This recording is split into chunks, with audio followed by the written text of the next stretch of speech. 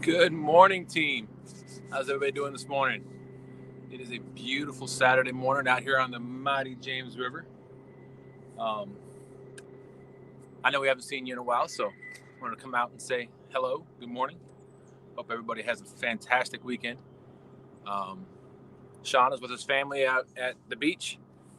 Might pop in a little bit, but I am out here with the gill net down, trying to catch as many shad as I can for the freezer for the wintertime. But I figured while I'm out here, might as well see if I can catch a blue cat or two. Or a flathead if it bites. I don't see that happening, but you never know. So I've got the bait cut up. I've got the rods. I just need to get the weights on. And then we will be putting the baits in the water. Good morning. Good morning. I see you got one person in here so far.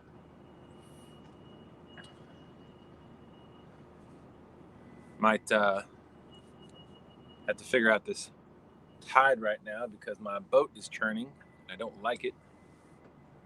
We've got the anchor down. Two awesome people in here. Good morning. I've only had one cup of coffee. There is a bass tournament that's going on. They launched from Osborne, which is just around the bend. Travis Young, how you doing?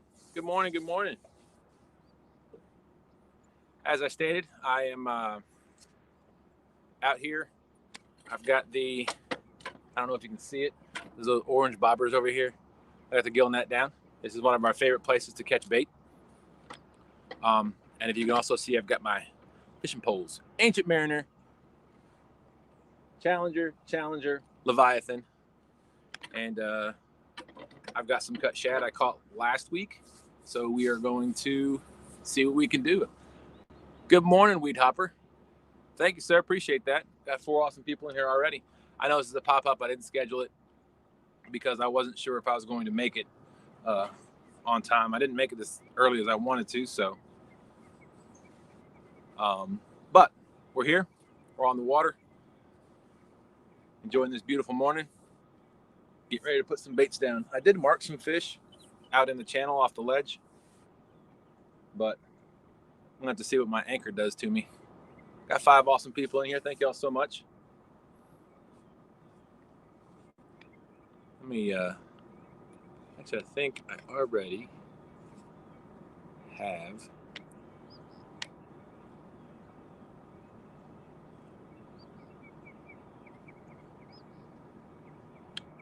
I don't know how to post the link at the top as a banner. Got 5 people in here. Thank y'all for coming in.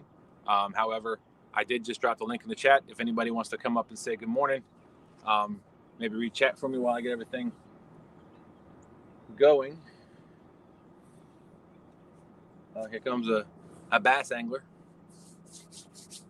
Let's get some baits in the water. Let's see what happens. I'm going with smaller baits this morning because the water's cooler. So we'll see what happens. Follow along with me if you would. I forgot to put the weights on. It's another thing I wanted to show y'all. We contacted Brad Cottle with Tidal Weights and made a purchase. Martin UK, what's going on? Thanks for coming in. Rock bottom sinkers. So this is a 4 ounce. It's got 4 1 ounce egg shots or egg sinkers in it. Foam up here. So, and then the clip. So it actually, these hit the bottom and this floats. So they're perfect dragging weights. I'm going to use them for my anchor fishing as well, just because. I like the way they look. I think they're going to do fantastic. This is a 2 ounce. This is a 4 ounce. And Brad was also nice enough to throw in a couple of 3 ounces. So I've got those. Let me put these on real quick. current's not very strong right now, so I'm just going to put the 2 ounces on and see what happens.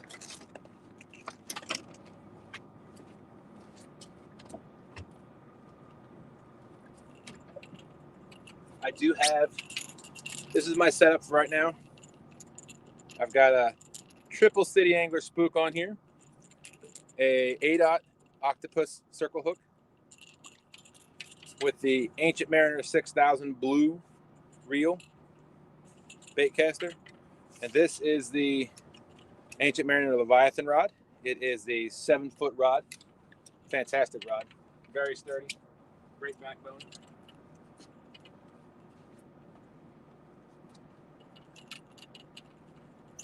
And for my setup, like I always do,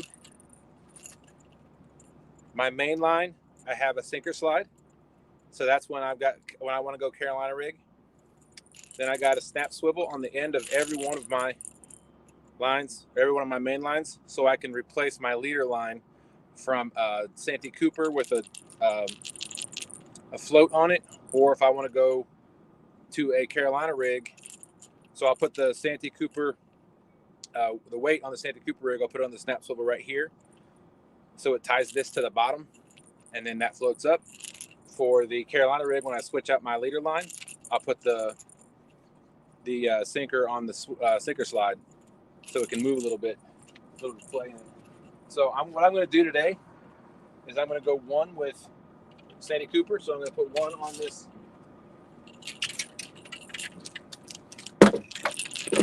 Let me move you up to just the hair so y'all can see me better. There we go. So I'm going to put one of these 2-ounce sinkers on my, actually, that is incorrect. Like I said, it's still early. I've only had 1 cup of coffee. I'm going to put this 2-ounce sinker on my snap swivel. So there you go. So that's tied in. Got the float. Got my hook. And this one's ready to go. I'm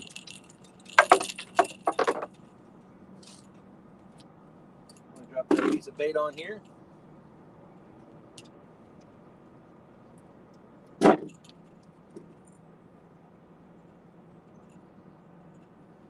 One of the things I've learned, and I know I've learned it just because I've been watching others and I've had some issues myself, your hook is for your bait size. So I know it's the black shirt. Get out of the way. That's an 8/0 octopus circle hook. So I don't want too big of a bait because this has got to be able to go in the lip of their mouth. And it's a bigger fish, it's got a bigger lip. So what I'm going to do, because I lost a couple last time, is I'm just going to hook this. This is still frozen shad. I just pulled it out of the freezer this morning, but it's starting to thaw. So I'm just going to hook it right there on the as little as I can, but enough to stay on, especially when this thing thaws. So I just caught this last week, but now there's still enough room for the lip. So I'm going to put this out in the channel.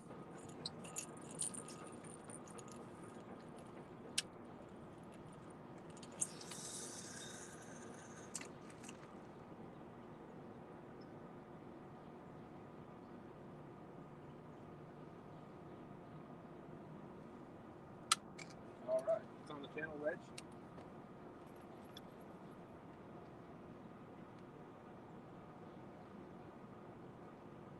This one, I'm going to go ahead and switch out for you, because what I like to do now is I like to have the fish tell me what they want. Let me get down so you can see my face. And what I mean by that is there's going to be times when the fish are biting with the bait suspended. There's going to be times when the fish are biting the bait on the bottom. So, sorry about that. Move this down a little bit now that I just put it up.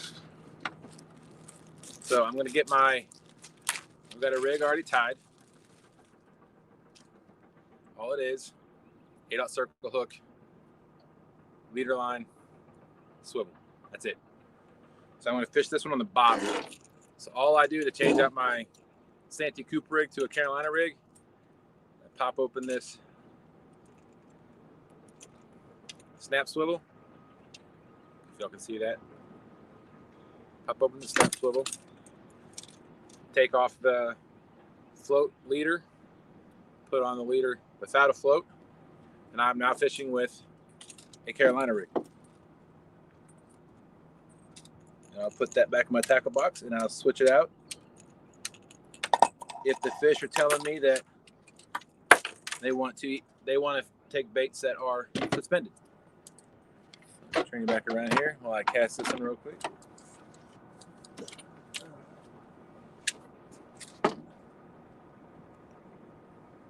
like I said, because this is a Carolina rig,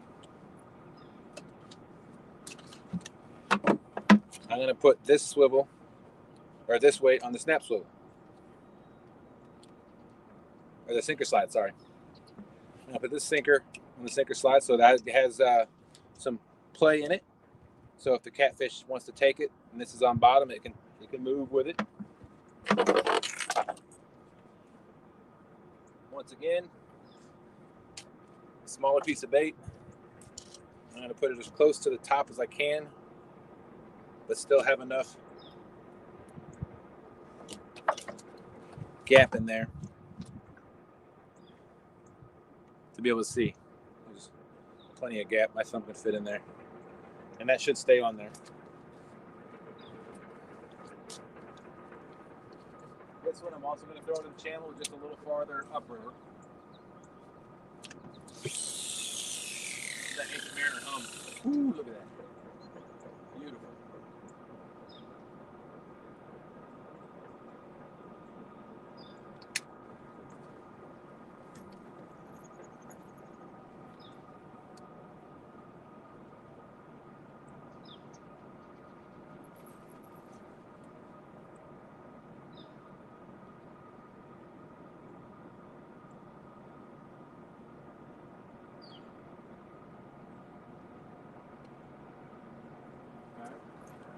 So this particular setup, get this off the floor. I don't want to break my spook.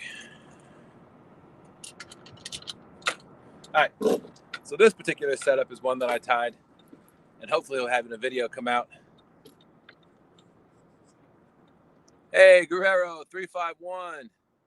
Sorry I've missed anybody. Thank y'all for coming in this morning.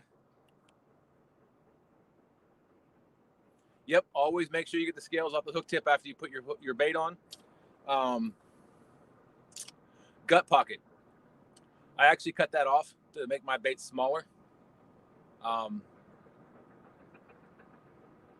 Some people like it. I like to make my bait smaller in this cooler water. Right now, water temperature is 63 degrees. I've had luck with it both ways, so we'll see what happens, but that is a good point. All right, so here is this other rig that I have.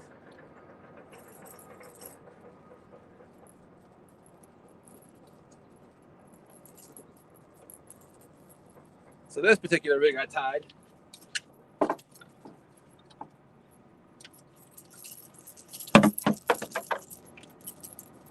These are one of the, if I can find it, where is that? There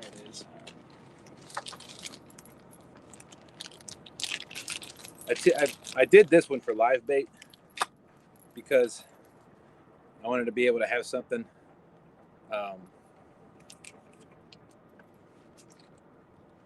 that moves freely or let the fish swim freely.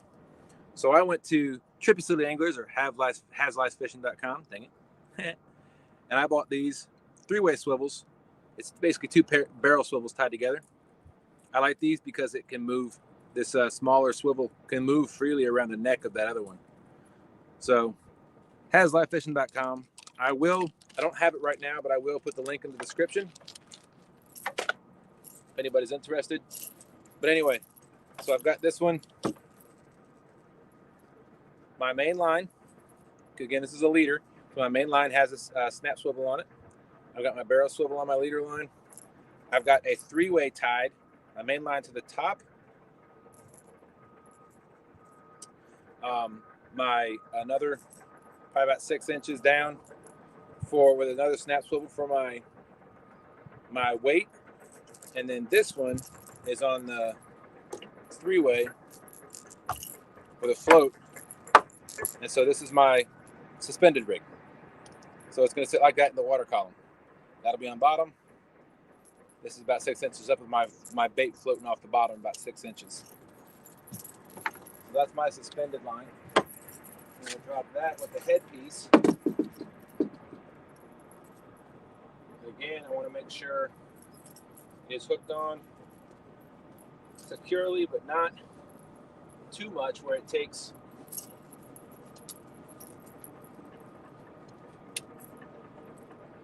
I might have some bait, but I'm going to let that sit for a little while.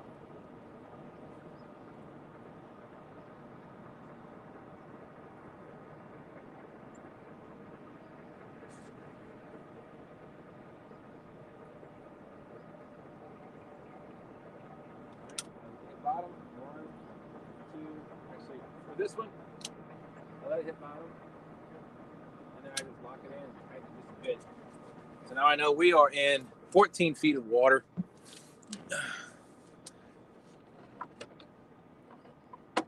And so we are fishing.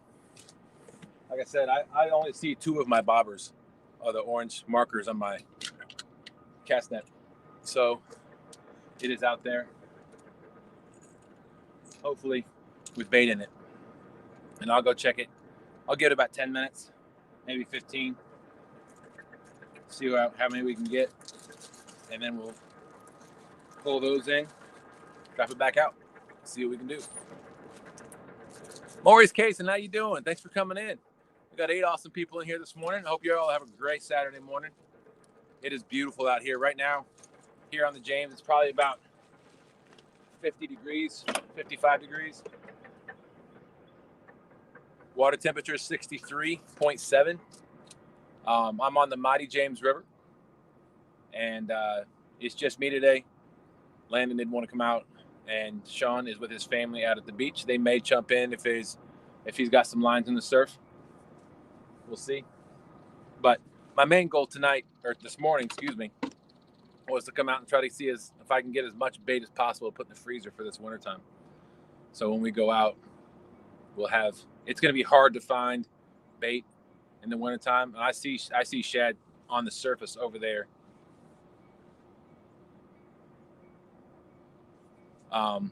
Just by the bend over here.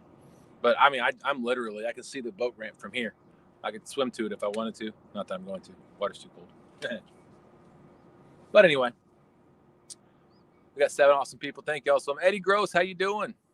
Mike Turner, 712 Catfishing. What's going on? Thank y'all for coming in. Appreciate it. I do want to if I could talk this morning, it'd be fantastic. I do want to send a big shout out to all of our followers. We have reached a milestone. We have, thank you to Pontoon Jody for letting us advertise before her challenge started, before I started the co-hosting duties. We were sitting at 497 on Thursday evening before Jody's challenge started. And when she allowed me, she told me to blast it out there, let everybody know where you're at, see if we can get pushed over 500. Within a minute, we were at 503.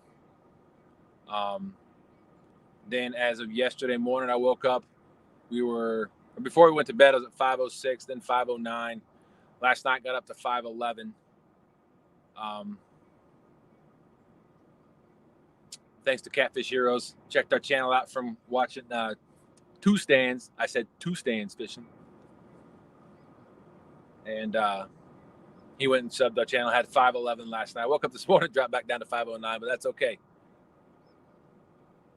Thank you, Weed Hopper. Appreciate that. Thank you, Maurice. Appreciate that. Yeah, we're excited. That was, that's a milestone. I know YouTube is changing things. They're giving people community pages without being at 500, and that's okay. This is part of the journey. At the time we were reaching for that milestone, it was 500 subs to get your community page, or community tab. So we are excited we got there, and we're looking forward to 1,000. Our goal is to get it. It'd be nice, I mean, to get it before before this next year rolls around. But who knows? We're just going to enjoy the journey as we go. We're going to come out here. We're going to fish. We're going to share our knowledge with y'all. We're going to have some fun, and we really appreciate everybody's support. Just because we love doing this, that's what this is all about. We're out here because we love to fish, and we're out here to share any knowledge that we may have. I've learned so much about fishing for catfish out here just from YouTube. I mean, I think I've been fishing as a kid. Hold on, let me see if you can see my rods. I'll talk while you all watch my rods. How's that sound? 5'10", awesome. Thank you, appreciate that. But anyway, I fished as a kid out in Colorado. I born in Kansas, grew up in Colorado. We didn't have, of course, any big waterways. There was a small lake just outside of town where I grew up out in Colorado, that has since been drained. Thank you, Kansas, the state of Kansas. But anyway, I digress.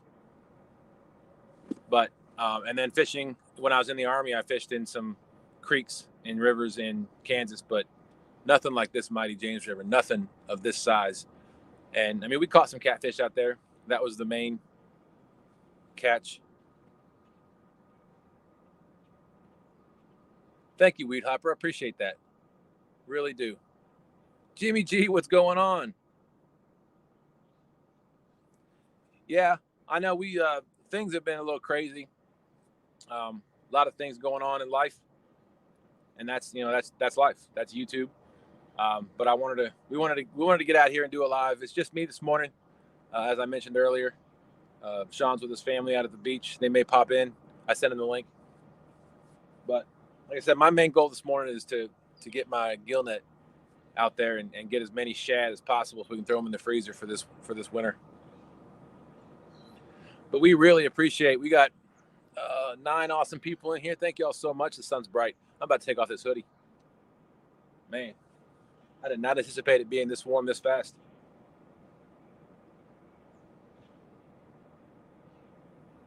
I'll tell you one thing I do not like about this location is where I have to park my truck. So I have to park my truck up at the boat dock, of course, and I can see it from here.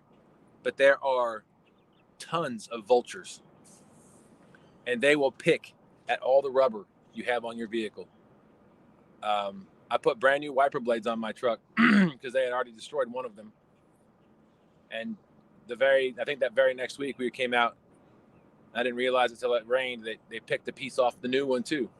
But I'm letting that go because it's not impeding anything. But one thing that did really irritate me was there's that rubber, I don't know what, gasket or whatever it is that runs along the base of your windshield. They're picking at that too. And then I got 2 rubber blocks in the corner from the frame up to the windshield, and they almost picked one of those out one time.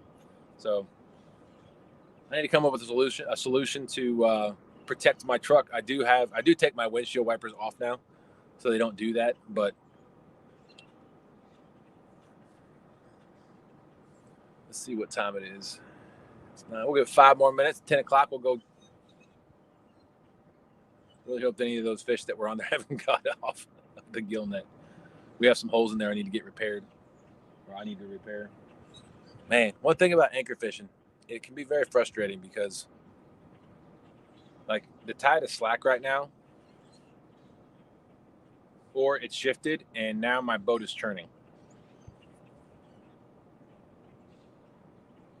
which really screws with all your lines because now we're in 13 feet of water instead of 14, and my suspended line is actually on the bottom now.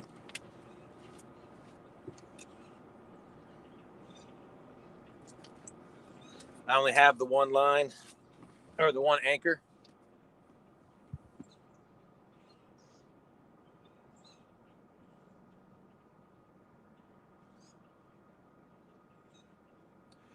Yeah, that's what everybody said. I've heard a lot of people say something about, I think I mentioned it on Jody's challenge, that the vultures do that, and everybody's like, I never heard of that. But yeah, the vultures are picking the rubber off my truck slowly. I mean, if y'all can see, right there's a horde of vultures on the bank over there. They're sitting on the ground, and they're sitting on a branch coming out of the tree.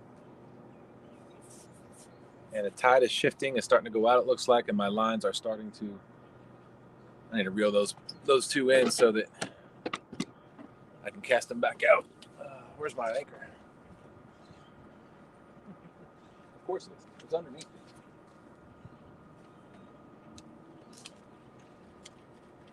I love these Ancient Mariner reels, people.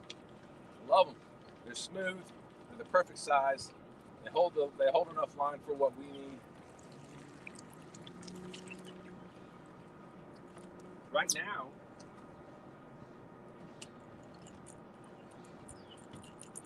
if anybody wants an Ancient Mariner reel,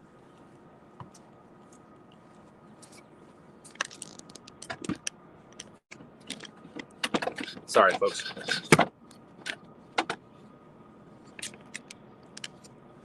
If anybody wants an Ancient Mariner reel, you can go to Haslife or TripleCityAnglers.com, and they're having, I think Pontoon Jody, I think it's Jody 20 or Two Stands 20, maybe even Real Time Catfishing Reel 20. I don't know if those are accurate, but they will have discount codes. You can get 20% off your order, and that puts your reel, your Ancient Mariner reel, if you want to order one of those, at like $76. I believe that's with shipping. I could be wrong. Stan pointed out last night. So, anyway, so you can't get those from right now. That Ancient Mariner, I believe they're $99 because I think the price went up. They were $85, but they had to raise those prices just because of the cost of materials and stuff. But I'm going to let us swing around here. My suspended line is fine. We're still in 13 feet of water. But I think the tide is starting to shift and go out. So I'll let I actually wanted to be that way anyway. Man, this whole, hello. We got 10 awesome people in here. Thank y'all so much.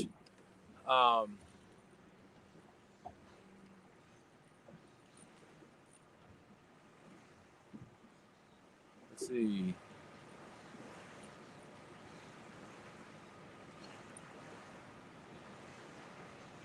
Oh, nice. Yeah. And the fantastic thing about the Ancient Mariner reels that you'll find, not only are they great quality reels, they got a lifetime warranty.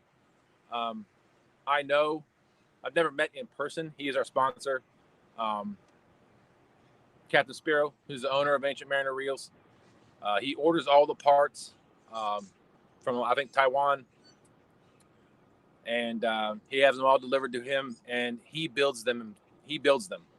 So he's the owner of Ancient Mariner, and he's a great guy. I've talked to him a number of times.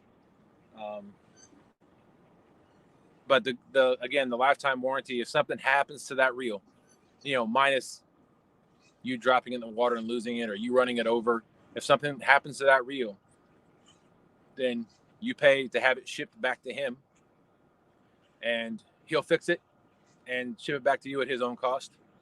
Or if you feel mechanically inclined enough, he would send you the parts. If you think you know what it is, like the worm gear or whatever, he'll send you the parts and you can fix it yourself. But he won't charge you for them. Got 12 awesome people in here. Ed Evans, what's going on? Good morning. Speaking of Ed Evans and Jeff Beal will be joining Team Snagging Whiskers on November 2nd, November 3rd. We will be live both of those days. Most of the time on his channel. We might pop up on ours, but hopefully we'll have our community tab at that point and I can share it out. All right, so now I can look at you and look at the gillnet. Of course, it's 10:01. And I said I was going to pick it up at 10 o'clock, but I'm enjoying talking to y'all. Let me get my lines back out. I wanted to be back here anyway because there's a ledge right off the back of this, and there's a hole right back here where there's a. I don't know if y'all can see it. There's a creek right back here, so it's a tributary right here. There's a ledge that drops off probably about 20 feet. It is it's low tide, so I don't know. I can't imagine the tide's going back out. I'm not sure why I spun around, but anyway, I will take advantage of this and I will drop my baits in that hole, and we'll see what we can get from there.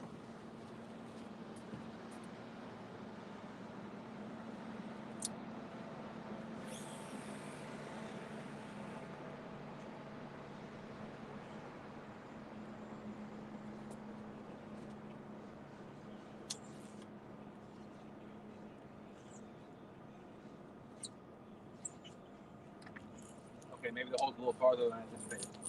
Let's see if I can get this one out there.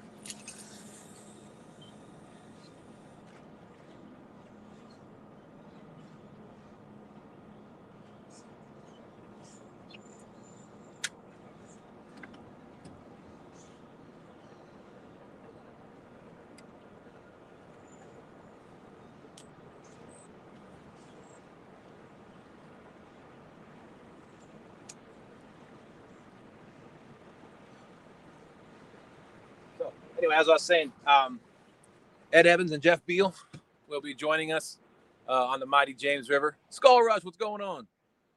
November 2nd and 3rd. And we'll be fishing both days, all day. Sean and myself will both be with we'll both be with Ed and Jeff on the 2nd. Sean has something to do for work on the 3rd, so it's just going to be me, Ed, and Jeff. We're going to come out on my boat. We're going to anchor fish. First day is going to be drift fishing on Sean's boat, so really looking forward to them coming down here. Hopefully it's a beautiful couple of days like today is. Anticipating temperatures in the high 50s, low 60s. So I'm excited. We're going to have a lot of fun. Got 15 awesome people in here. Thank y'all so much for joining us this morning. Sorry if I missed anybody. I'll let my baits, after I tighten them up, soak out here for a little bit.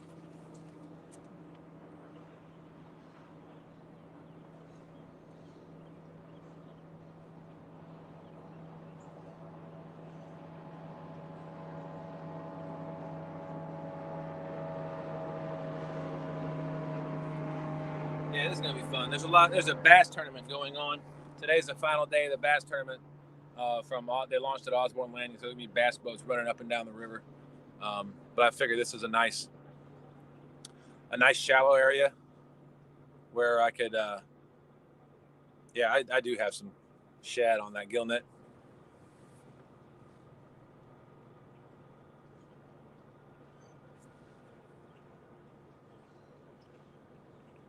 I'm going to pull my lines in. I know I just casted them out, but I'm going to pull my lines in since the focus of today is shad, and then see if I can go pull that net in and see if there's any shad in there. Again, let me go ahead and drop the link. So if anybody feels like they want to come up, say good morning, help me out. There you go. Wait, some old man, how you doing? Somo, what's going on? Jack is like a kid we're waiting for Christmas morning.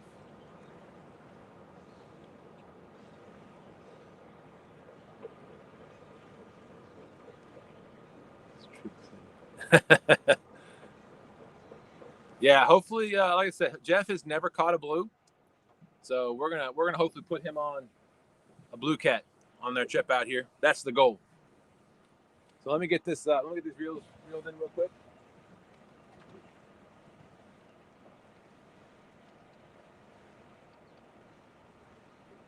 Oh, another thing about these Ancient Mariner reels is they come stock with power handles. That's how you get them from Ancient Mariner. You don't need to switch anything out. And they are nice handles too. And the drag, if you go, I'll have to go and post a link from Dieter Melhorn's page he did a review of the ancient, or of not ancient mariner, of he did a drag test on some different reels, and he said the ancient mariner reel is the smoothest drag that he's ever used up to that point. Now, I can't remember how long ago that video was, or if it still holds true for him. I don't know, but that was one of the big things that got me turned on, because he's turned on to ancient mariner, because he's got pinky, and I trusted his opinion. And now, even more so, Dieter Melhorn is fishing with all ancient mariner reels on his boat. For this year, Dieter Melhorn is fishing with all ancient mariners, all different colors. And of course, now Haslife is selling them as well. So I think Has and Brian have switched over to ancient mariner reels solely.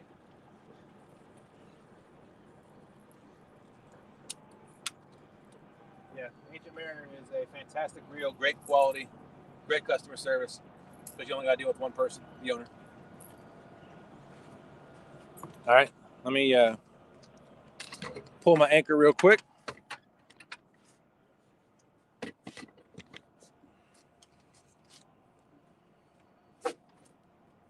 Oh boy, I forgot to make this.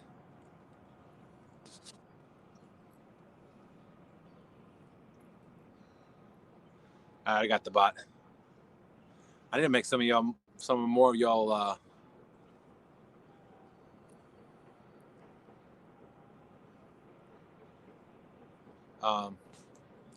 moderators. I can't do it right now while we're live, but I will go back through the live and do it. All right, let me get this anchor pulled up.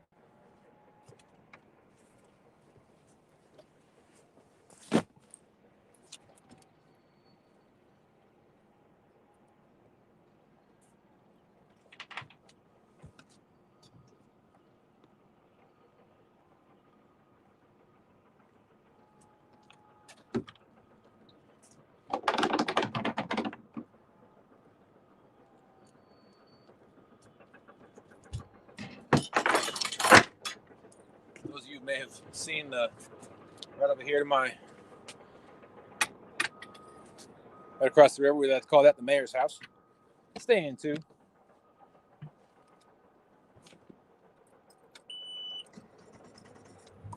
Get over here and grab this net real quick. See if we've got any bait in there. Ooh, hello, you're not watching me. Everybody needs to look at me. Thank you, Weed Hop. Appreciate that.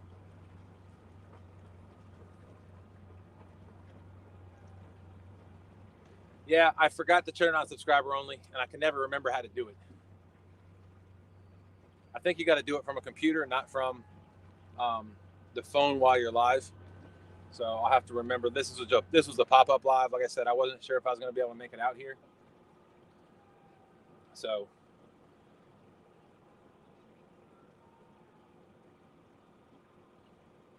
Ed Evans smashed him like a flatty on a bluegill.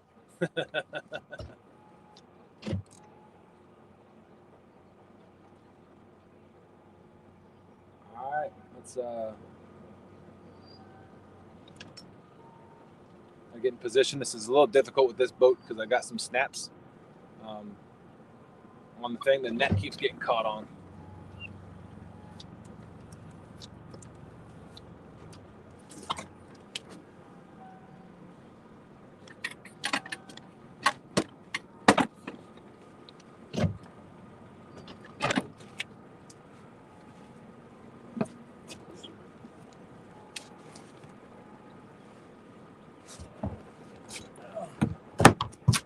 Come on, boat.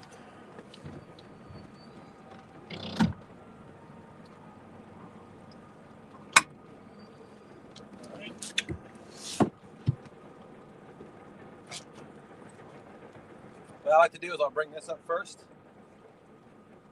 That cooler.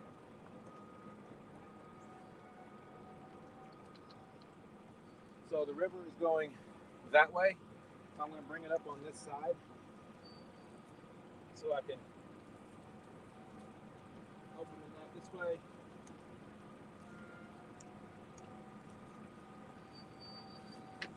Put this in there. Now I'm know if y'all can see it, but the net would be, I can bring the net up and collapse it. And don't step on my.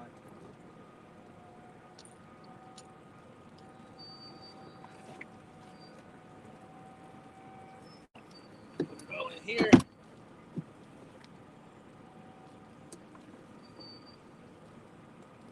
I'm not seeing anything. Huh. I could have sworn I had something.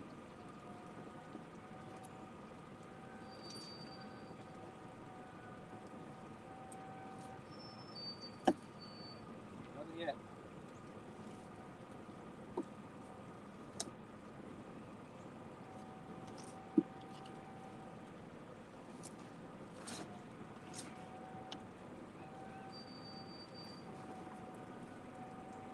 Well, shoot. I could have swore I had something. Maybe I let it sit too long and it got out.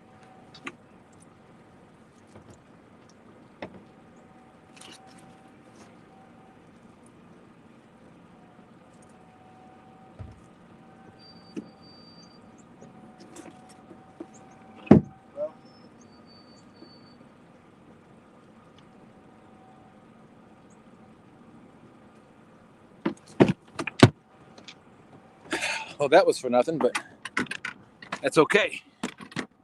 I did see him jumping. Is there a warm water discharge? Yes. Yes, Ed, there is. All right, so what I'm going to do now, I saw some fish jumping right at the inlet of this creek.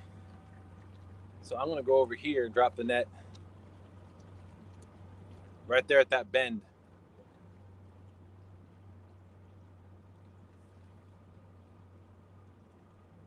I appreciate all your help. Got 13 awesome people in here.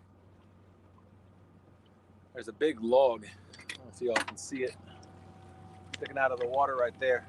I don't know what that's attached to, but got to avoid that. But this is one of my favorite places to get bait, mainly because I can. They're here. I know they're here. And the boat ramp is right there. So my boats or my truck's right up there with the trailer. So I can put in and be in a good bait spot in minutes, if not seconds.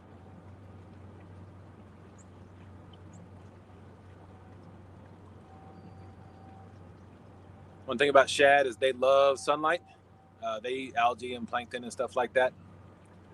So they and they're vegetarians. But anyway, they love the sunlight because typically they can see predators in the sunlight. So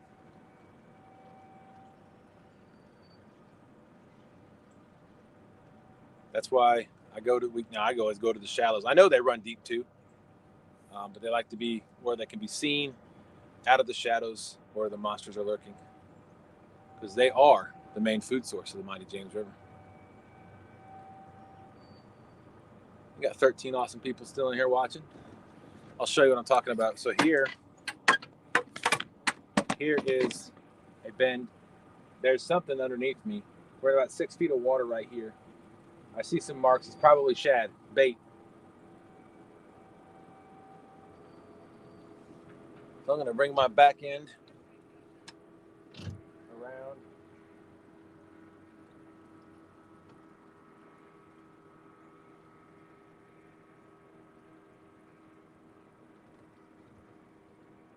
I'm going to drop my net right here.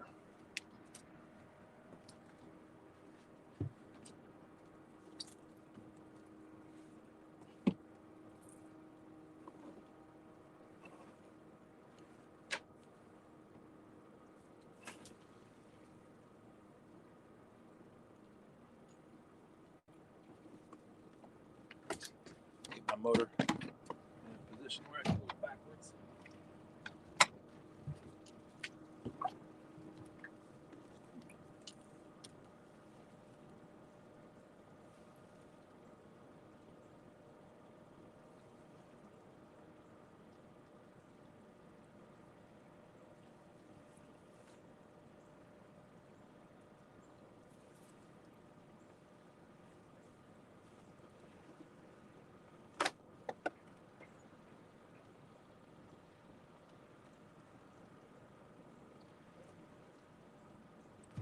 outside and we have both.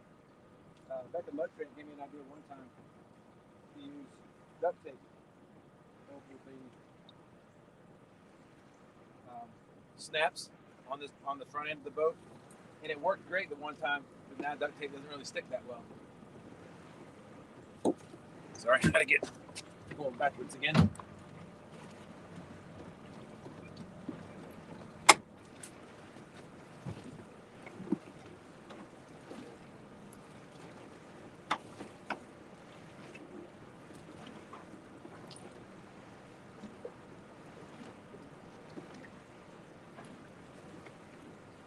For those of you that aren't aware about how to use a gill net, there are floats on this top rope. The bottom rope is weighted, so it drops the gill net down.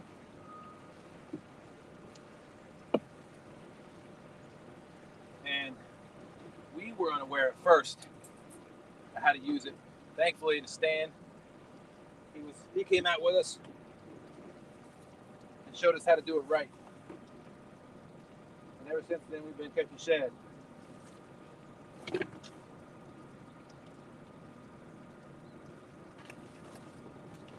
Thankfully, because since we've been catching shad, we've been catching fish.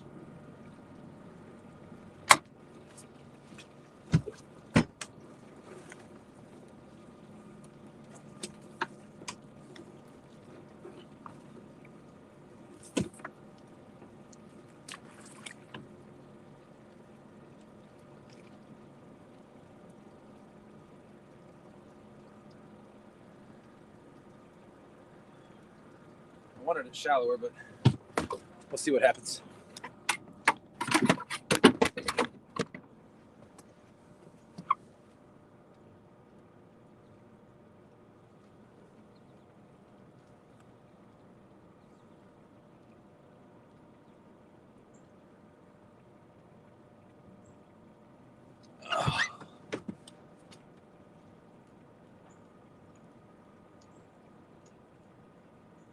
All right, we'll leave it there for a little bit. Back up over here and go drop anchor again and do some more fishing. What y'all think? Got 12 awesome people. Thank you so much. Oh, sorry. As I was stating, the first time we dropped the gill net, we had nothing on the top rope. We had nothing on the bottom rope. So we just threw it in the water. We spread it out. We're like, oh, okay, we should be good. Yeah, that's not how it works. First time Stan saw us, he showed him the gill net. He's like, so where are your weights at and where are your floats at? We're like, well, the rope is weighted and the floats up top, or they float. He's like, no. You have to have something to open the net. So you have to tie weights of some sort on the bottom weighted line that comes out, because it comes out the top of the bottom and the ropes come out. So you have to tie floats on the top to keep the net spread out, so that keeps the top part of the water or net above water. And we put bricks on the other bottom weighted line, and that keeps the bottom part of the net pulled down. So now it's open and they can swim into it.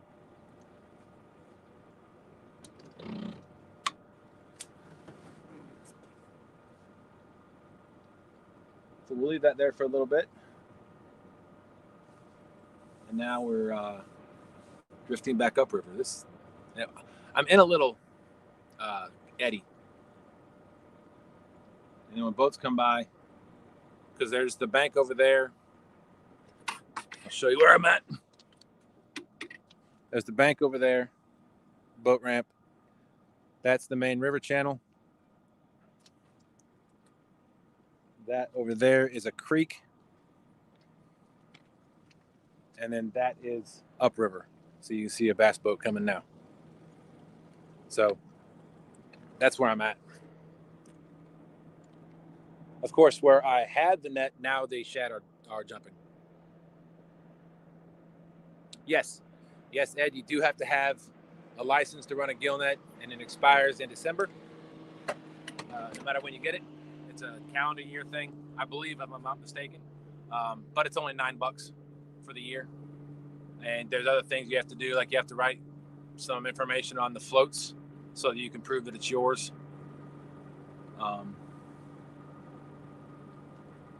Oh, my bobbers are bobbing.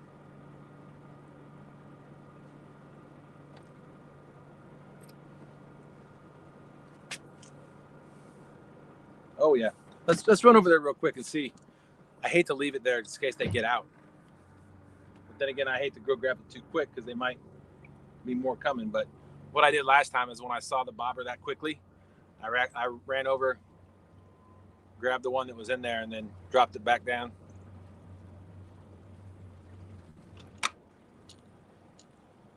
Yeah, there's something in there, but I think I just want to let it go for now.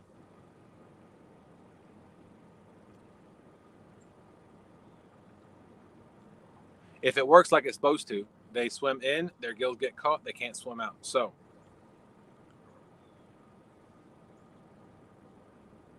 we are in 17 feet of water.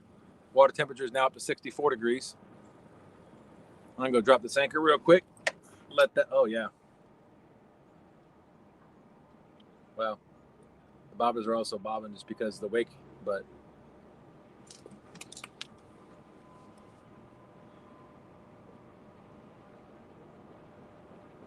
I'll let that settle down for a minute.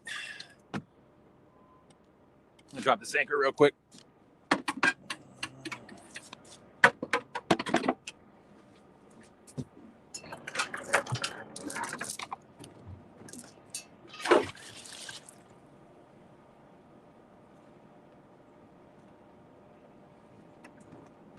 Anchor in the water. I used to just drop the anchor nice and easy, but then I saw Dieter recently. Now he has river anchors, not that it matters, but he just chucks his anchor out there and lets it do its thing. So that's what I do now.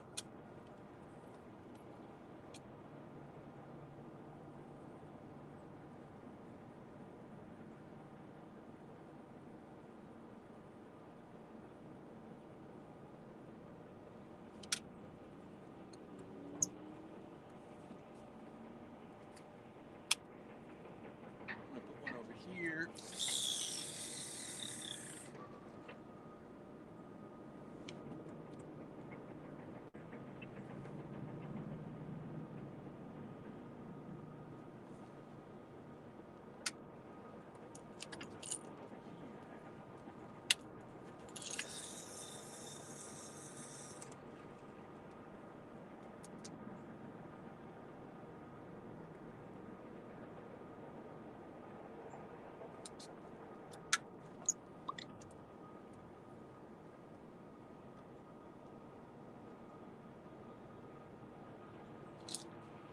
Let that settle.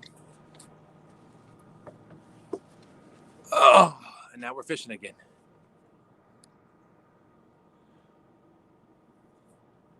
Hey, if Jeff's watching, I'll go check your message in a minute after the live. Well, let me see.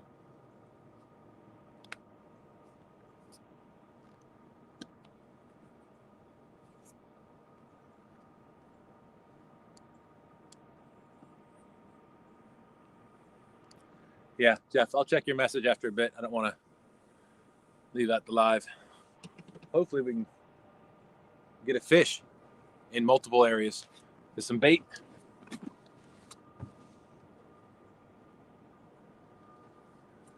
And get a catfish. 17 feet of water. Like I said, one line suspended, one line Carolina rig, one line Santa Cooper rig. If you can see my finger. There it is. Santa Cooper, Carolina, suspended.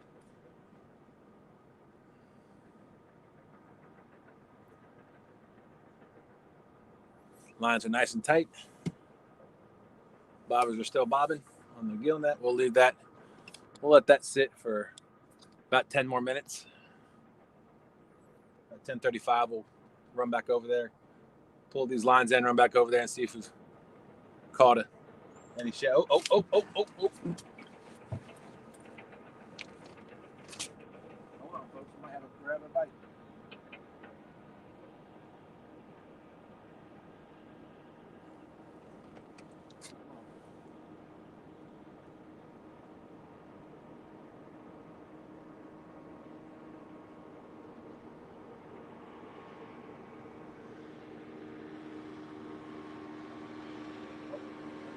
Another one too.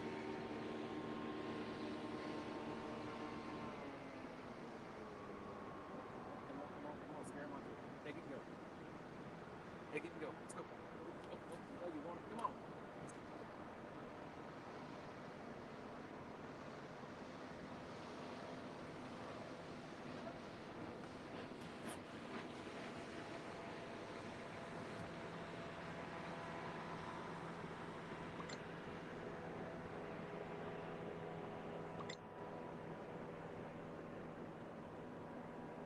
I don't want to take it too early. I have a tendency to do that. These wakes are going to take it though. Take it from the bait from it.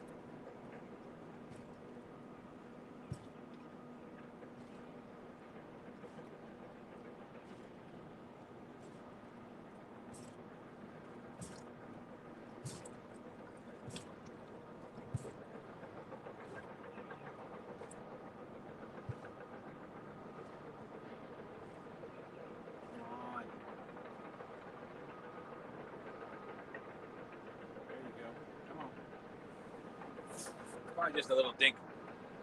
I'll take anything right now.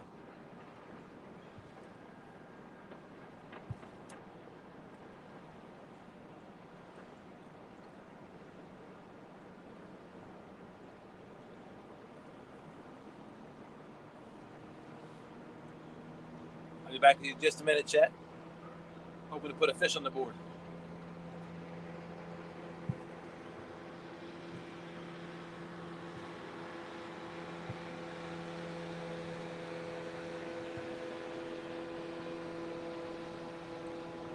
The one downside of fishing this spot is all the boat traffic. And I'm getting pulled closer into shore.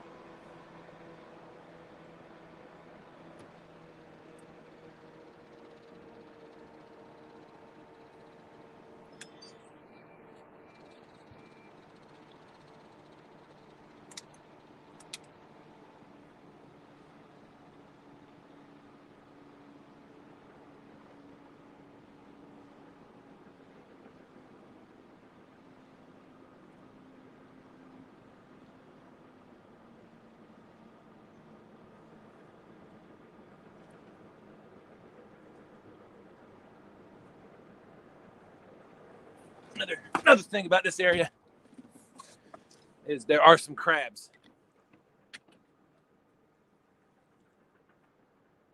Don Johnson, how you doing?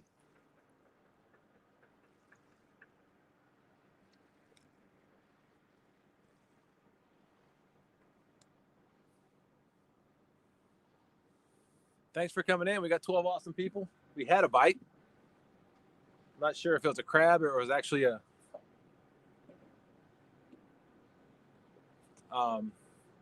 catfish. But then we had some boats come in and kind of pull me away from them. So I'll let it sit there a little longer. Give it about 10 more minutes. And then we're going to go check the gill net. I'm pretty sure there's something this time, but I've said that before and been wrong.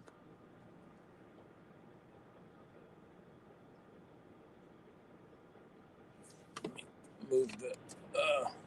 I don't want to trip y'all if I have to run over there and grab the pole. Paul Boyd, what's going on? Thanks for coming in. Reeling, dealing, peeling with Beal. How you doing? Jeff, how you doing? Excuse me. We got 15 awesome people in here. Thank you so much. We appreciate it.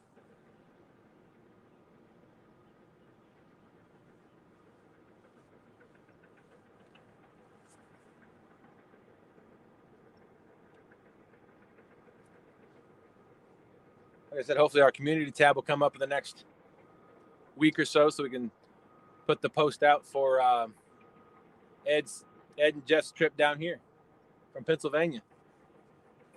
We're going to stay a whole 2 days. We're going to have 2 fantastic, fun-filled days of fishing. I know Jeff's excited. I'm excited. I know Ed and Sean are excited too. Brian B., what's going on, champ? Thanks for coming in. That's 17 awesome people in here. Just for those of you that just came in, as the title the picks. I did leave out the word bait in the title. I was going to change it, but decided not to. We are trying to stock up on some gizzard shad, James River gizzies. Got the gill net down.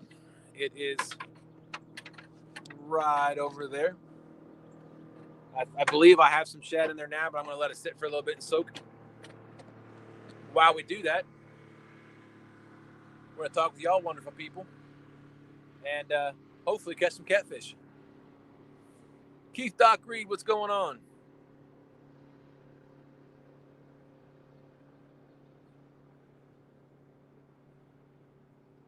Thank y'all so much for coming in. I know the hey Brian, the Potomac versus Mississippi is tomorrow, correct?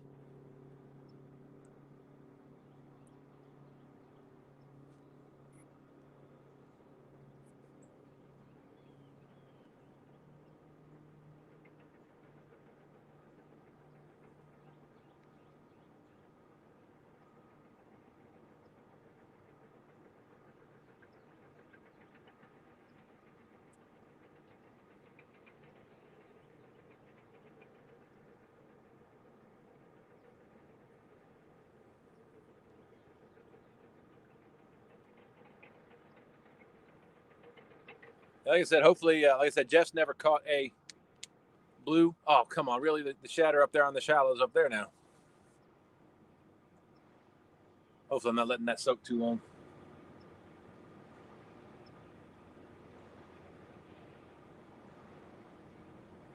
I'll just get a couple more minutes and I'll go pick it up, and then move it over here to the shallows over here by the vultures.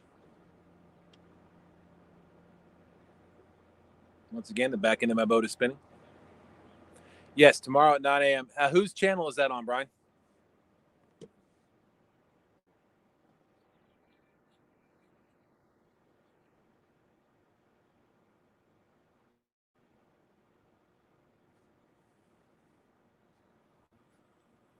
(9 a.m. Eastern Standard Time.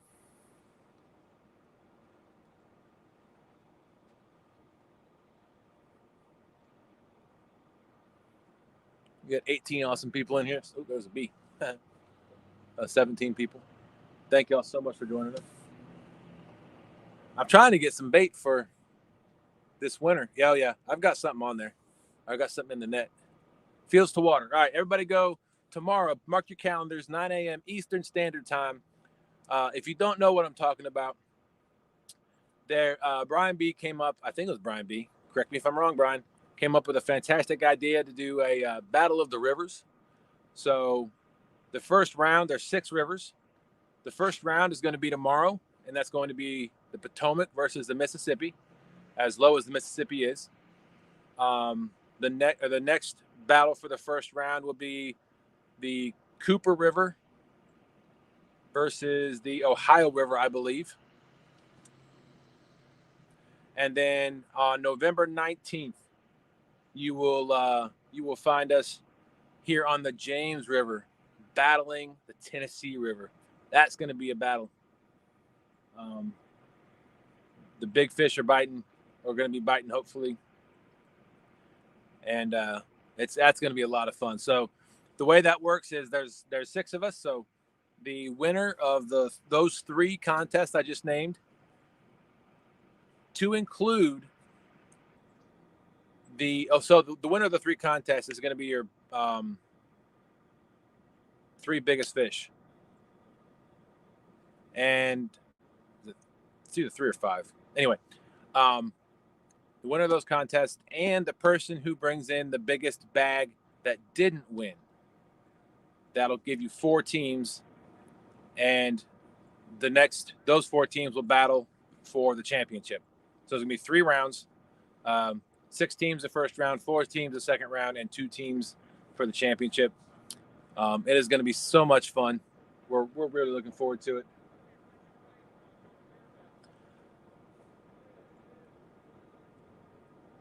All right, let me go pull this gill net up. Let me bit these.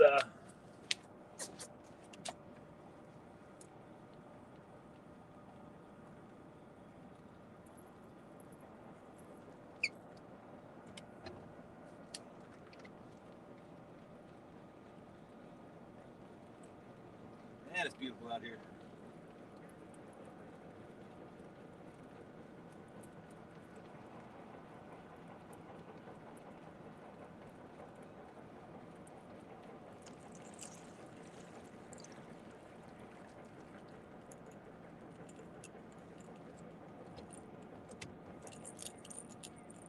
Got one with that Triple City Angler spook on it. This one's that's the Santa Cooper. This one's the Carolina rig fishing off the bottom. I did get a hit on this one. I don't know if it was crabs, small fish, what, but something tapped it. And this one's on the bottom, so.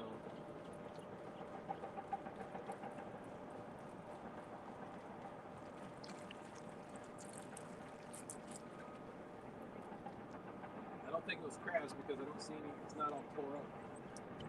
I don't know if crabs are. I don't know if crabs are still in this general area. Let me go pull the anchor real quick. We do have in the James blue crabs come up.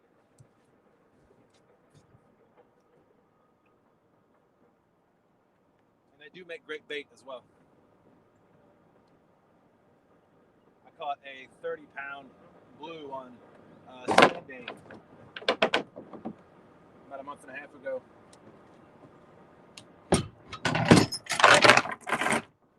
On blue crab. All right, let's move over here to our. Yeah, it's still bobbing. There's something on here. So we'll coast over here and I'll check to see what side of the net it came on, because that's the side I want to collapse it. Because I have had some swim out before because they didn't actually get their gills stuck. They were just swimming one way. We had a carp like that one time. I was staying. We were dropping it over here, or maybe, yeah, I think we were over here. Pulled it in, and the carp was in there, and we didn't collapse the net around it, and it swam free. That would have been great bait. Yeah, there's something in here. Oh yeah, the bobber up at the front. There's a bobber up front, and this back bobber is bobbing, and there's no wake. So there's some. Let me get the bucket ready.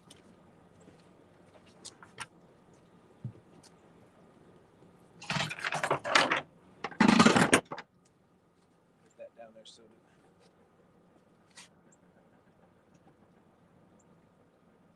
I don't step on it again.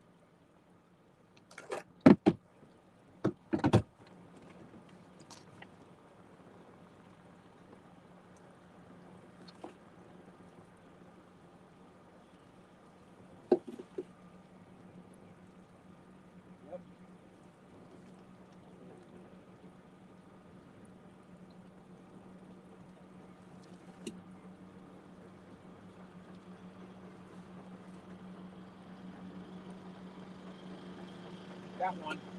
At least one.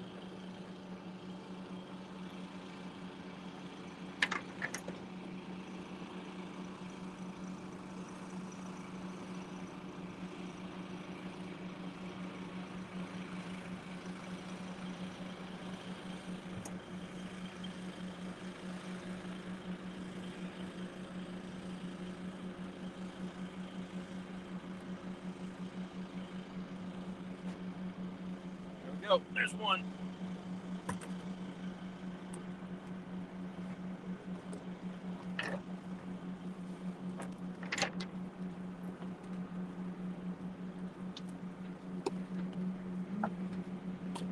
I gotta back up some. Yeah, I believe there's another one on here.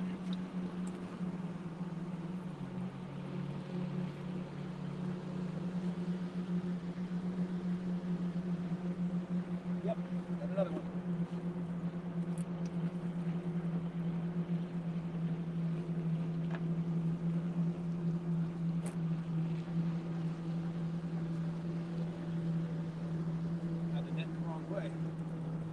got loose. Nice one too. He's in the gill. His gills caught.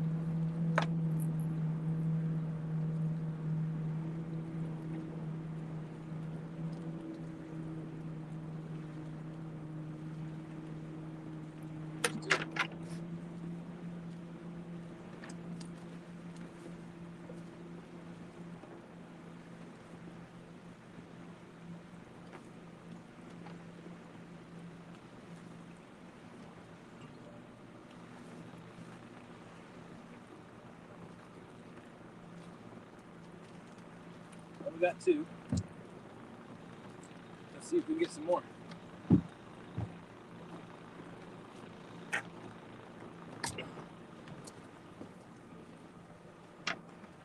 All right.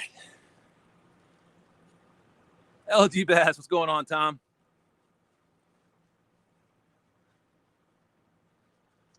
Oh, Lord. Let's see.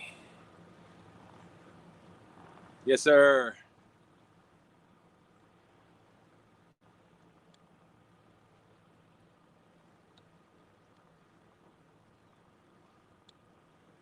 Don, Jeff, and myself are in down November 1st. Fishing with Team Snag on the 2nd and 3rd.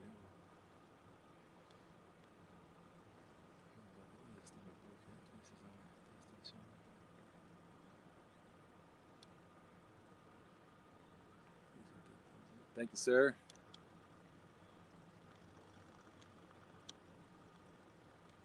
We got 22 awesome people in here. I'm going to go drop this net one more time. I think I'm going to...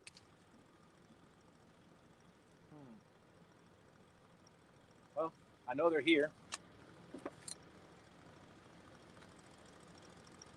I want to try another spot real quick. We're going to go over there. There's some vultures up on the shore. And I saw something jumping there a little bit ago. So we're going to go drop the net over there. Leave it there for a bit. We got two. I'm looking for a lot more. One time we dropped this net up in the city during the shad run. I think we pulled in 25 shad. It was awesome. I'm not staying out here long today. I think I'm going to call it about noon. It's about an hour and 15 minutes. I just want to come out here and get as many shad as I can to throw in the freezer. I'll still drop the net every time I come out, but I'm trying to get something for the freezer so we have bait for this winter. I'm going to seal them up, put them in vacuum sealed bags, seal them up. I'm going to make sure I put them on their backs. I learned that from Jody, who learned it from somebody else. I don't remember. But that way all the blood and everything soaks into the meat. So that when they thaw out, all that scent and blood and everything is in the meat. Yeah, I think there's going to be some bait over here. Marking some stuff. I'm going to go as shallow as I can this time. I might even see a catfish down there right now.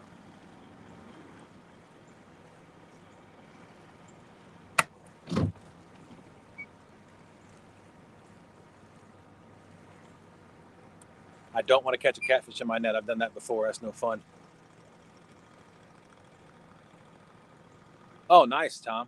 That sounds like fun. Well, good luck over there.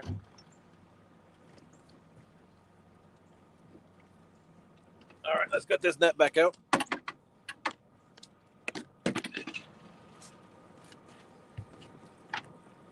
Yeah, I can see the bottom here.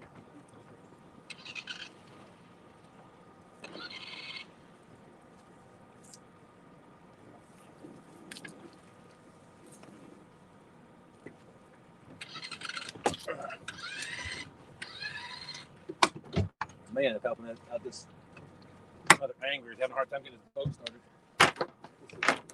You need my help? I'll help.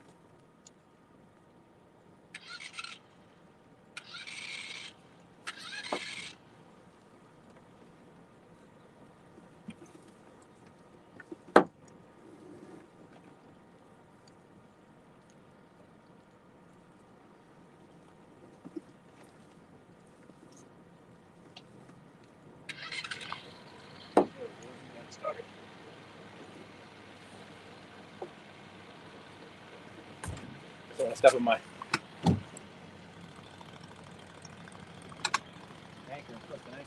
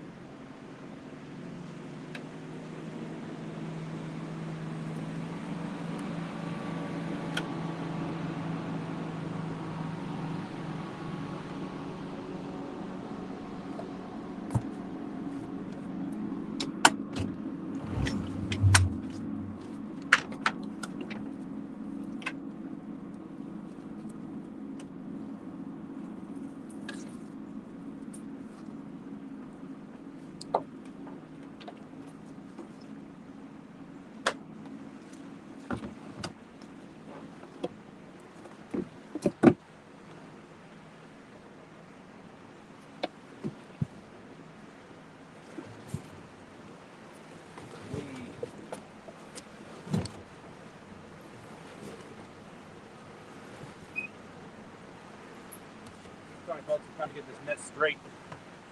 The boat just came in and pulled me off to the side.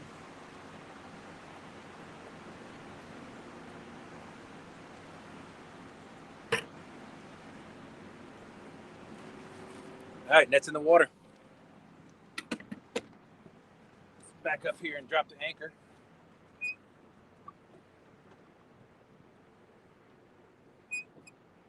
See if you can find any more find any catfish.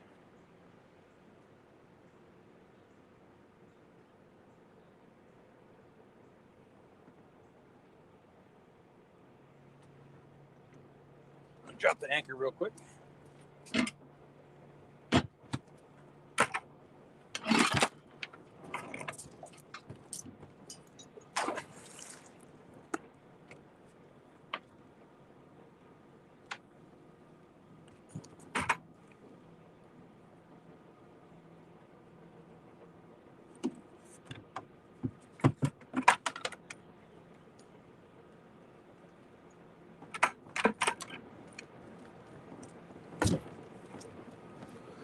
All right, anchor is dropped.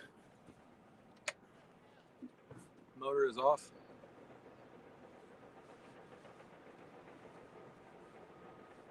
Lisa Elliott, how you doing? Thanks for coming in. Got 20 awesome people in here. Just pulled in 2 gizzard shad. I'll show you. 2 nice size gizzard shad. I'll take those 2 home and put them in the freezer. Hopefully we can get a few more. I've dropped my anchor, so let me put my poles back down. We're sitting in 19 feet of water.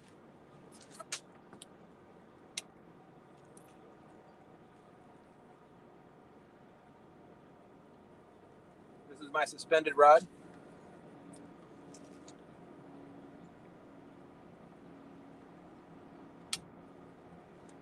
Bring that up a little bit. This is my Carolina rig, so it's going to go out this way.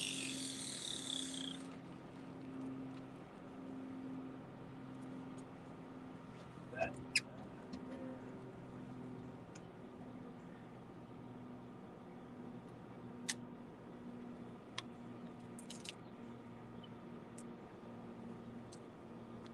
I want to cast on my other one until my anchor grabs.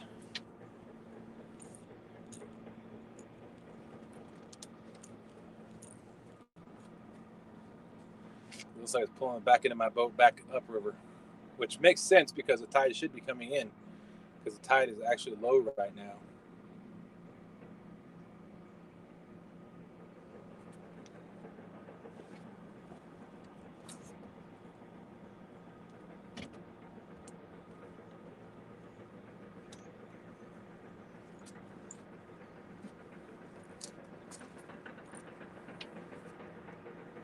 All right, I believe the anchor is caught. Let me get this one out there. Santee Cooper rig. It's got a Triple City Anglers float on it, pegged for the smaller one, the Spook. 8-aught hook, 2-ounce rock bottom, tidal weight. I love those. I love the way they look. I haven't had much experience with them yet. I know everybody that I've talked to that's used them has loved them. So according to Brad, for tidal weights, they are virtually snagless because of the way they're designed. So we're going to use those drifting when Jeff and Ed come down. But I'll show you what I'm talking about. Wow, my battery is going down fast. I'm going to plug my phone in real quick.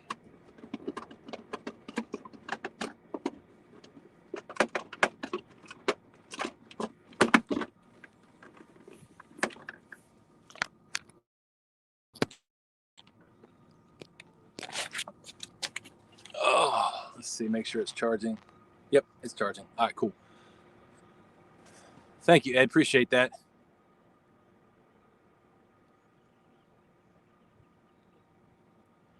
$19 awesome people. Thank you all so much for watching us this morning. It is a beautiful morning out here on the mighty James River. We are, I don't know what the air temperature is. I think, let's see if I can do this without getting rid of you all. I don't want to lose you. Nope.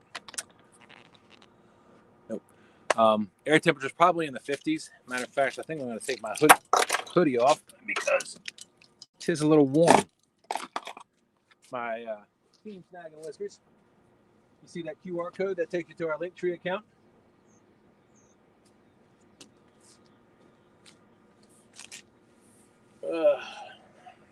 Linktree account has the link to our YouTube channel. Of course, y'all already know what that is. Thank y'all so much for being subscribers. Also has a link to Ancient Mariner. Since they're our sponsor, we want to get them, promote them as much as possible. And then our Cash App and PayPal accounts are on there as well. All right, so I will say we haven't been skunked on the bait front. We did have a tap on the Carolina rig earlier. Nothing hooked up, but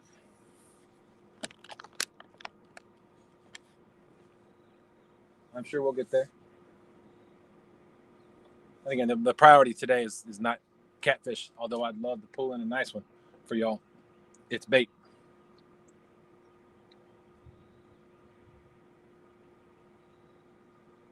So we were sitting in just 18 and a half feet of water. We're fishing out in the channel with the Carolina and the Santee Cooper rigs and just dropping straight down, suspend drifting with I like to call it a suspended rig. It's got a leader line tied to the top of a 3-way swivel, another piece of leader line tied to the bottom of that main swivel where the weight hits with a snap swivel on the bottom for the weight. And then in the middle, or coming off that 3-way swivel, I have about 8 inches of leader line with a peg float and an 8-aught circle hook with my bait. So the weight's on the bottom, and the bait is floating about 6 to 8 inches off the bottom.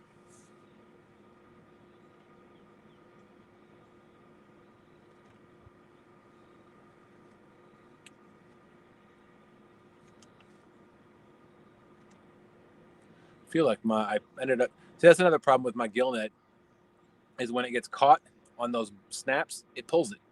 So I think I've pulled it maybe 20 yards from where I wanted it to be set originally. That's okay. We got a little time. It is currently 10:56. Probably about a quarter after 11. I'll go over there, check it, set it one more time. Hopefully we can pull in a catfish for you before then. What I was saying earlier, the reason I've got 3 different type rigs out here is I want the fish to tell me what they want. So if they want to eat off the bottom, they'll let me know. If they want to eat off the suspended, they'll let me know. If they want to eat with the baits just off the bottom, they'll let me know. And typically when I'm out here, when we're out here all fishing, I'll do that, and then if I get bites on the Carolina rig, I'll switch all my rigs to Carolina rigs. If I get bites on the Santee Cooper, I'll switch them all to Santee Cooper rigs.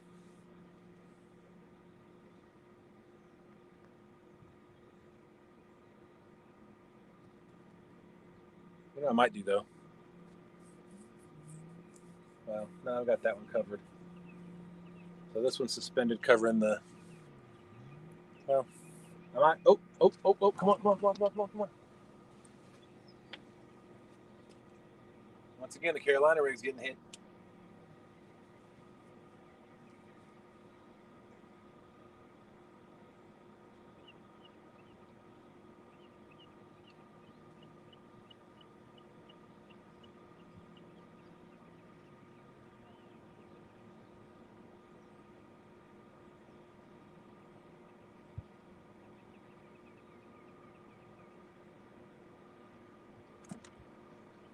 Shadow jumping in that bucket up there. I don't know if that was pulling across the bottom because the back end of the boat is spinning just a tad bit. I think what I might do though is pull this Carolina rig in and go straight back with it in a little bit shallower water, but on the bottom, because this one's off the bottom, that one's floating. Hopefully my boat doesn't spin around on me.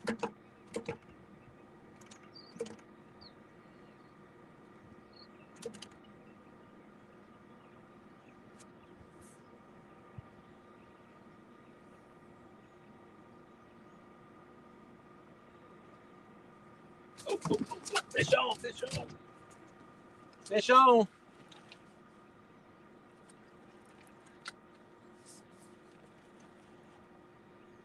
It's not a big one, but it's a fish.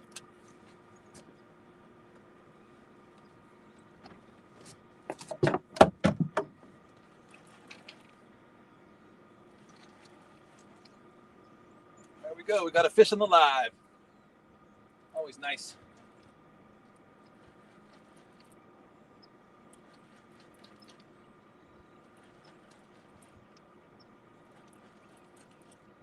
Yeah, he's a dink, but still a fish.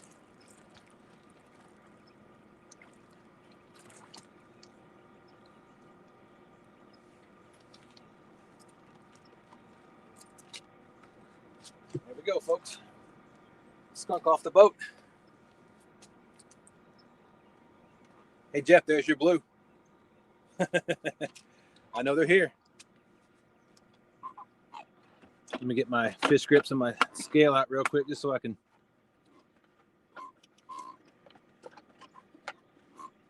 Come on.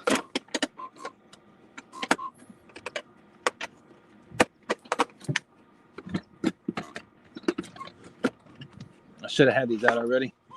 Oh, sorry about that. Put them down real quick.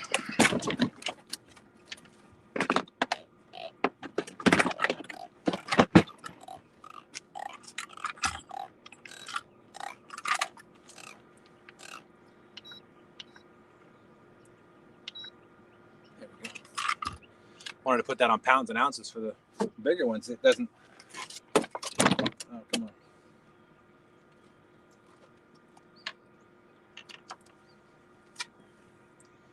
Got some leeches on him. I'll show you that in just a second. Circle hook right in the mouth, right in the corner of the lip.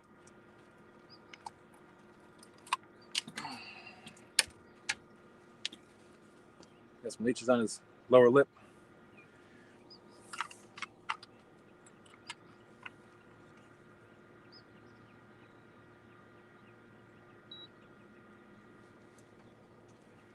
.14. Skunk off the boat.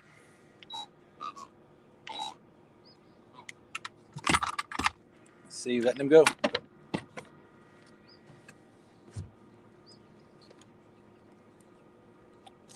He gone. I got wet a little bit. It's okay. All right. That's what I like to see. Bait's still good. Pull it back out.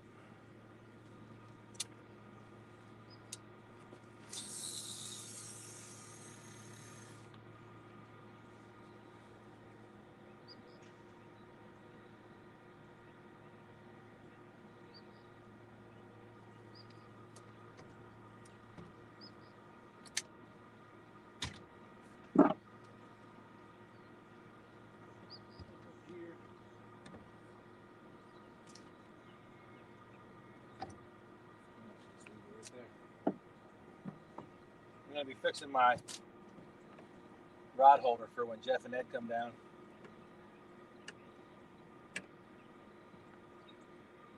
This is a little old. Oh, sorry. All right.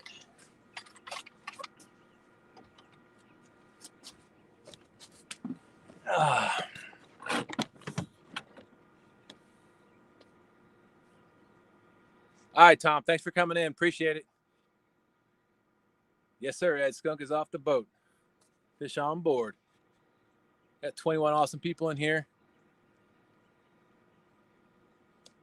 Thank y'all for watching. So, Skunk is off the. We got some bait. So we didn't get skunked on bait fishing, and we got a blue. And I'm telling you, as of lately, I've noticed most of my fish that I've caught have come on Carolina rigs. So if that happens, if we catch another fish and it's on the Carolina rig, I'm going to pull the. You can't have your sample size can't be 1.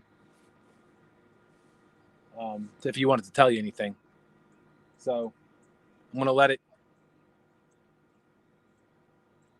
I'm going to see if we get another bite on the Carolina rig. If we do, then I'll switch the other one over to the Carolina rig for the remainder of the day. But if we get a bite on the Santee Cooper rig, then we'll have a bite on each, and we'll have to keep going. One fish does not tell you a story. And as Dieter says, one trip doesn't even tell you the story. I think Stan says that. A lot of anglers say, you can't just go one spot, one time. And, if you catch a bunch of fish, think you're going to go back there and catch more fish again. Or if you don't catch anything, say, give up on that spot and say that's no good. That's just one time. Conditions may have been right. Something may have happened where they've had to move to that spot. Or so there may be something there that they like. You just don't know until you go back multiple times. But this is a known spot for us. Typically, I like to fish right over there where the structure is when I anchor fish. Rhonda, what's going on? Thanks for coming in.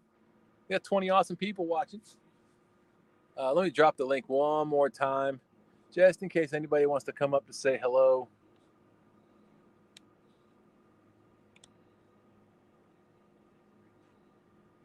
Let's gotta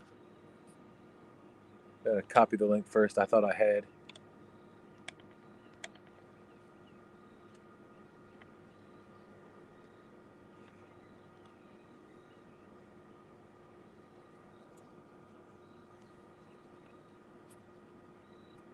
All right, if anybody wants to come up and say hi, read chat, be my guest, be our guest, put our fishing to the test.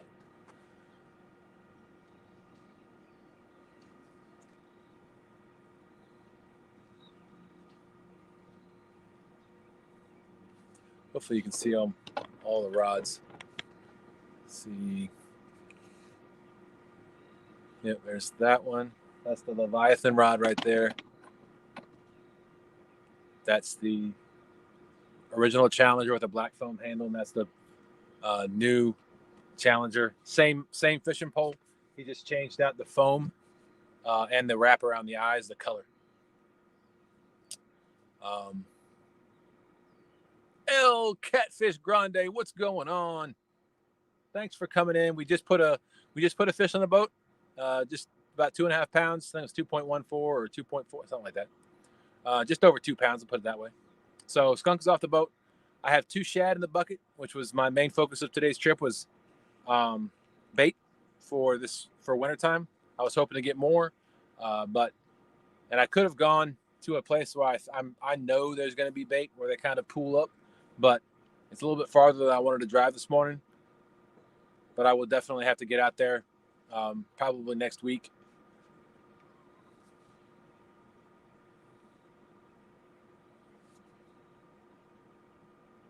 According to I think some friends of mine, that spot that they told me about, deep bottom. I think Stan 2 said something about last night. He's guaranteed there's bait back there. It's one of the little offshoots from the main. Well, it's the main channel. It's the original James River. The James River kind of curves through this land. So the main channel, though, looking straight that way, this is all man-made. It's all dredged.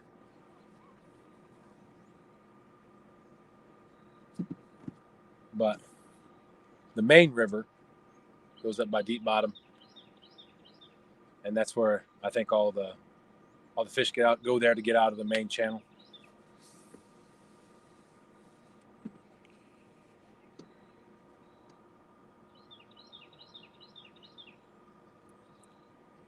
For those of you that didn't hear earlier, that just popped in, Ed Evans and Jeff Beal will be coming down to Richmond to fish the mighty James River with Team Snag and Whiskers.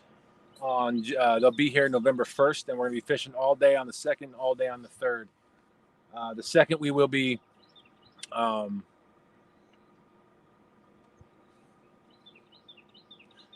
dragging in Sean's boat, and the 3rd will be anchor fishing in my boat. Like I said, I'm going to redo my rod rack here. Right now, I've only got 4, but the wood is kind of falling apart on the bottom. If I were to go put my hand in the middle, it just pushed down. So I'm actually gonna stabilize that with some aluminum and maybe a steel bar that goes across there, and put 6 rod racks or 6 rod holders on there, kind of angles. It'll look like it'll go this way and then up, and I'll have a pole going out that way, one on the corner and one going at the back. And then with the way that bar is going to be, I could probably put a bait board right there in the middle.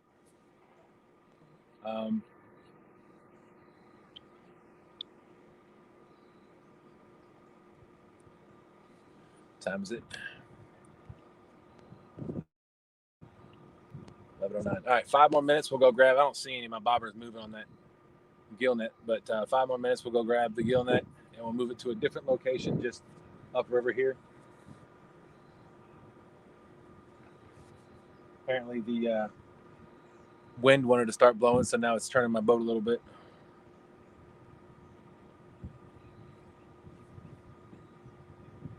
One of the downsides about anchor fishing, and you don't have 2 anchors. I will have a second anchor. I did lose one.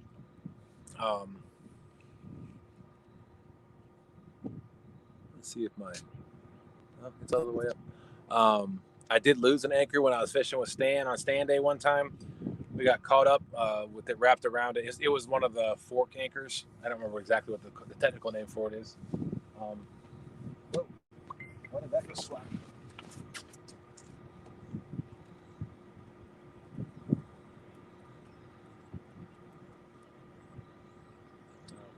Slack because the boat's turning back around again. I'm going to throw this one back straight out so I don't have to worry about it going out the front of the boat. I swear I'm going to hit a vulture with one of my weights one of these times.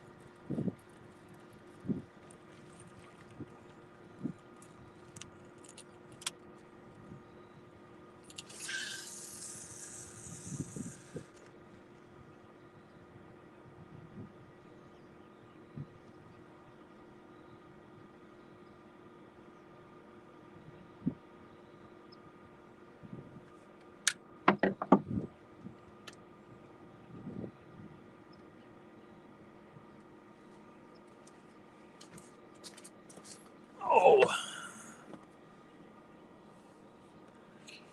can't see anything. Brokeback Bob, what's going on? Being attacked by the kitten, huh? We got 26 people in here. That is fantastic. Thank y'all so much. We really appreciate that. Appreciate all your support. I was telling you about Ed and Jeff coming down from Pennsylvania in a week or 2, or week and a half.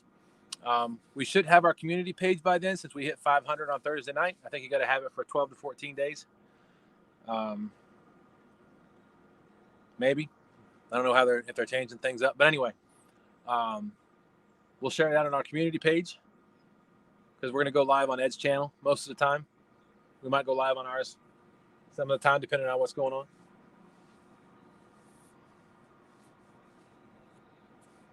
About 5 more minutes. I'm going to go check the gill net. I don't see anything that stands out that says we might have something in there, but I've checked it before and it is dead solid. Pulled up 3 shad. So we'll see what happens. But the good thing today has been successful. Skunk is off the bait. We were able to catch 2 shad last time we dropped the net, and we just pulled in a small 2-pound blue cat. So, and it's a beautiful morning. I'm hanging out with y'all out here. I'm gonna go home, and my family and I are going out to a appreciation day. We're gonna have some fun with that. It's a beautiful day to do it. Tomorrow I play football, 2-hand touch football, so I'm gonna go play football as long as it doesn't rain. And then my nephew's birthday is also tomorrow, so he'll be 20 years old. I'm gonna go hang out with them for a little while tomorrow. So we've got a fun-filled weekend. I hope everybody else does as well. I love the fact that we got 24 people in here watching us. We love sharing our experience with everybody. You know, one of the biggest benefits on YouTube of doing this on YouTube, some people might say, is the knowledge you learn, but I will challenge that and say it's the friendships you gain. You know, that's what life's all about. Finding people around you that you have things in common with and sharing those experiences together, because that's what gives you, good memories. And I feel that's what we're able to do here is we've made a lot of friends. I've met a lot of people. Going to meet some more on this journey. Hopefully we get the cat con and meet a whole bunch of y'all.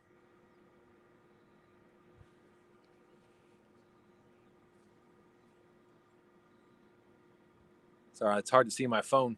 I got 23 awesome people in here listening to me jack my jaw a little bit.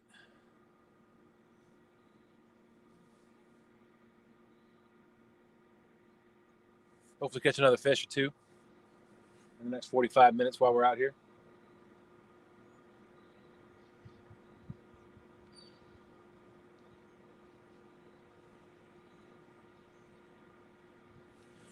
So I've got my gill net.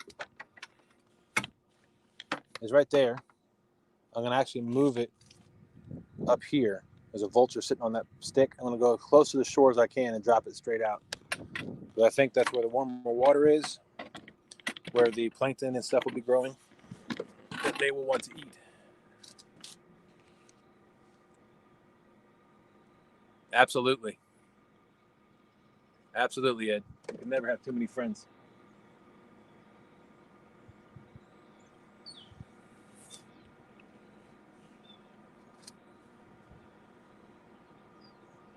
There goes the boat again. Back end's turning. This is why I want both my anchors back on board. I just have been too lazy and haven't had the energy to go clean that other anchor up. What I was telling you before was I had to cut the rope on my big anchor because it got stuck and there was no way I was pulling it up. I tried every which way. We went backwards, forwards, sideways.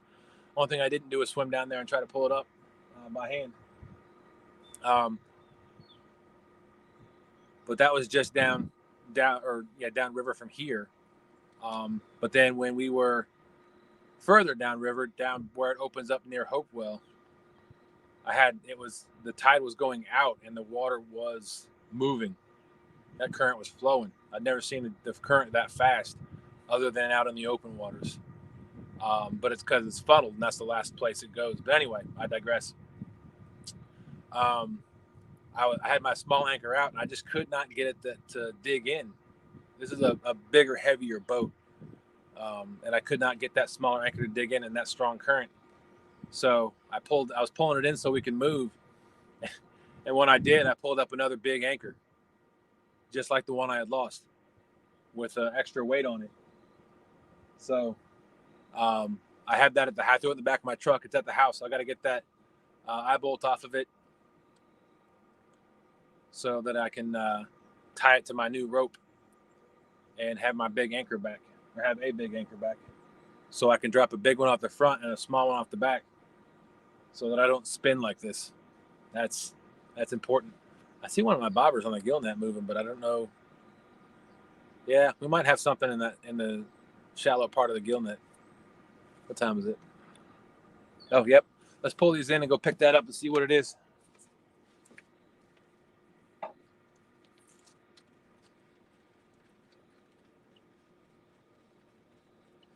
Again, if anybody wants or is interested in getting Ancient Mariner reels, you can go to TripleCityAnglers.com.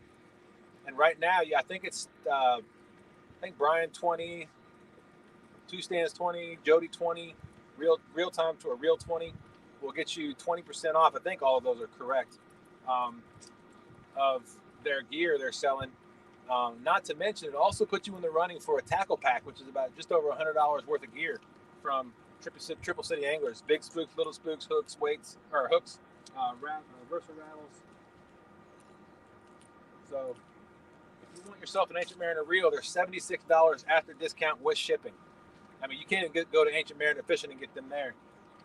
Again, the great thing about Ancient Mariner reels is a couple of things. First, they come in a multitude of colors. Purple, pink, blue, orange. I think the left-handed one comes in a gold, red, black, silver. But anyway, $76 comes with a power handle from the vendor. Fantastic quality equipment with a lifetime warranty. I don't mean to sound like a broken record. I can't speak well enough about Ancient Mariner and the job that Captain Spiro's done running that company. And I love the fact that there's more people out in the catfish community that are selling his reels, like Has Life and Brian B. and Triple City Anglers. All right, let me pull the anchor up real quick.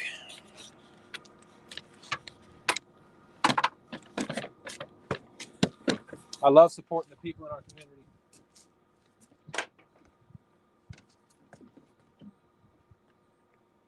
Yeah, that bottom bobber is down. I think there's probably a fish in there.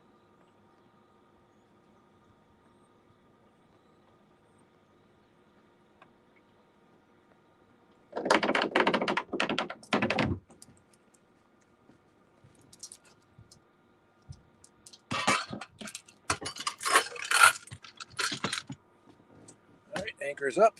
Anchor's away. Start the motor and get Tulin over there to go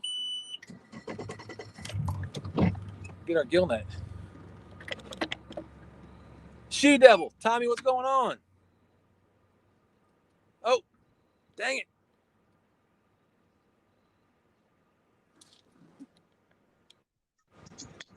Hello. What the crap? What the what? Well, thank God you didn't bring me up while I was picking my nose. Sorry about that. I didn't realize you were down there. Hey, man, I do it all the time. I'm not used to people coming in our streams. Man, I'm running around like a madman today. I got to drive 50 miles one way just to go pick up bait. Oh, wow. I can't get nothing fresh. I got to go buy frozen crap. So that's life. Man. Yeah, that's why I'm out here today, trying to get some of this fresh stuff to put in the freezer. I mean, I know it's frozen, but well, I could drive 2.5 hours to Kentucky, but that's kind of expensive to not know for sure if you're going to get on the skipjack or not. Right. 2.5 hours there, 2.5 back, and if you don't catch anything, that's a lot of money flushed down the toilet. Absolutely.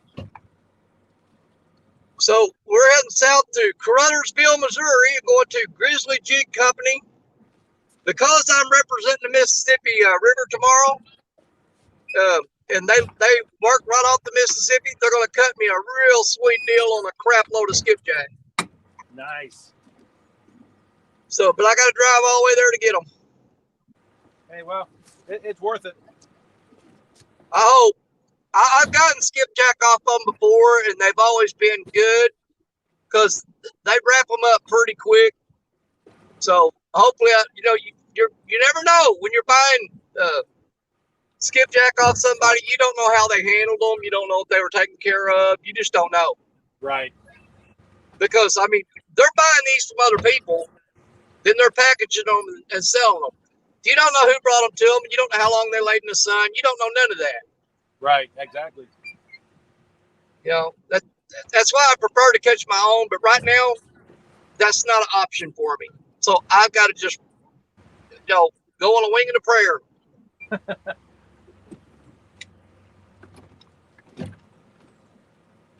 But you know me, it ain't gonna stop me. I'm gonna be fishing. I don't care if I have to use if I have to pick up dead squirrels off the highway and put them on the hook. I don't care. I'm gonna throw something on the hook, get it out there. I'm having some issues here trying to get this current is pulling me one way. I'm trying to go another. Man, I'll put ivory soap and Velveeta cheese on the hook if I have to.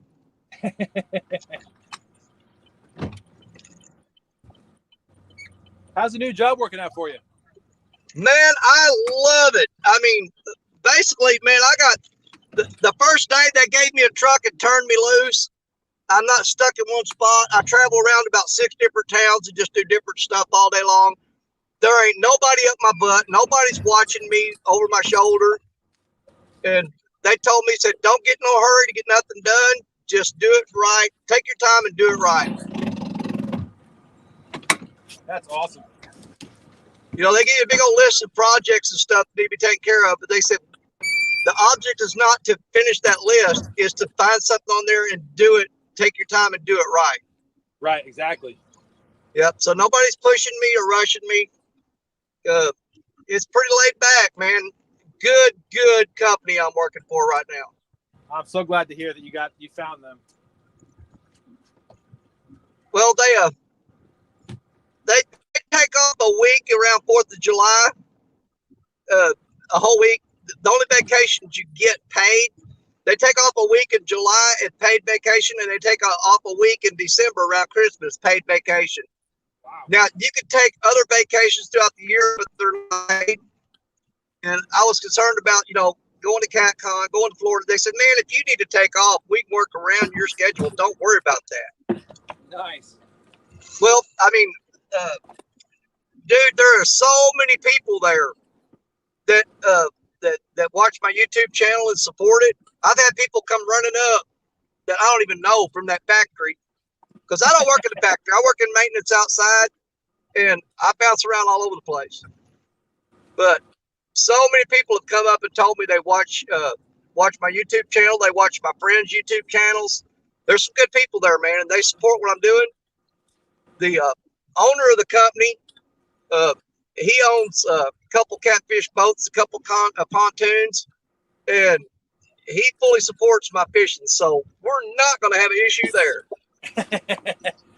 I am so happy for you, Danny.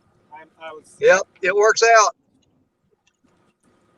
I mean, this guy's a multi-billionaire. I'm trying to get real buddy with him. And I tell you, man, I'll put you on my show if you go out on your boat.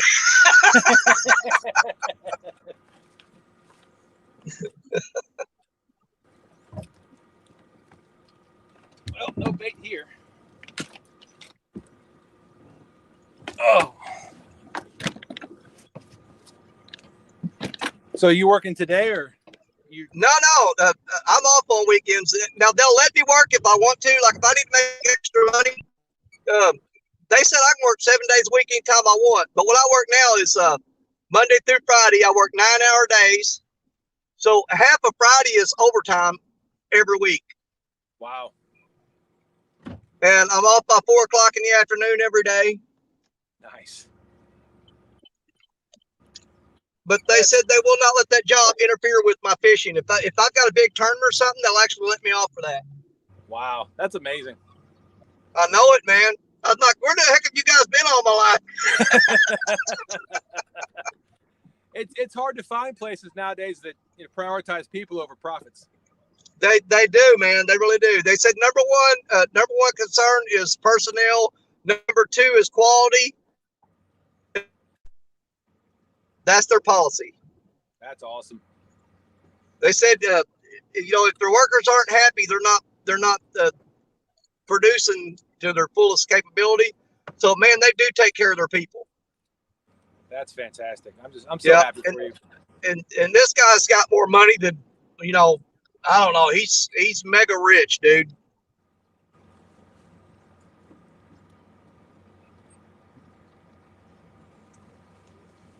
Oh, trying to find another spot that I see shad. Yeah.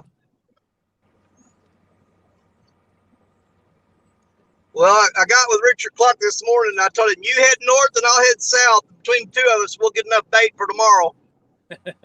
So I don't know where the crap he's at. He headed up north somewhere. We're going to cover half the state of Missouri along the Mississippi River today, just running, looking for different fishing holes, picking up bait, different things. We're putting in the work today. I was gonna say, do y'all found any place that stands out to you for tomorrow? It's gonna be tough, man. All my favorite spots where I fish. I was talking to Brian B. and Has this morning. There's only a few deep holes left on the Mississippi. As you know, I don't know if you've been watching national news. Man, the river's going dry, man. I saw that. It's the worst I've ever seen in my lifetime. Wow. But there's a few really deep holes that I normally fish. Well, there's a bunch of guys in boats. They found them, and they've got trot lines zigzag all across them holes. Oh, man. Yeah, I went fishing last weekend and threw out Black Betty and reeled in and was hooked on 4 trot lines. Good Lord. They're just zigzagging all over them holes. And the bad part is, these guys are taking those fish out of there. Right. So I'm going to be super handicapped tomorrow. That's not an excuse, because you know what? There's always some fight left in me no matter what. I'd never give up. But I'm going to be fishing in waters that have been fished out. If I can't find a new spot today, I'm going to be fishing with frozen bait that come from an unknown source. It's just going to be the worst conditions I could possibly ask for. But you know what? I like that stuff, because if you can pull it off, it makes it even better. Absolutely. Nice challenge, isn't it? If it was easy, I wouldn't do it. I like a challenge, man. You've seen me fish with you guys before. I ain't scared of a butt whooping. I'll come at it head on. That's right. Don't bother me a bit. Dang it. But don't count the old boy out, man. I still got some fight in me. Trust me. If I didn't, I wouldn't be putting all these miles on the truck today to get something done. That's right.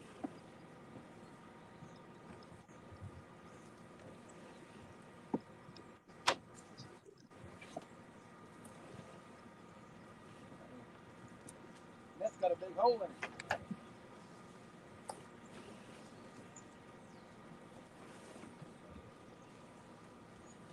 Man, we got wind blowing here today like crazy. I hope it. There's a road closed sign blowed over in the road here. I got to go.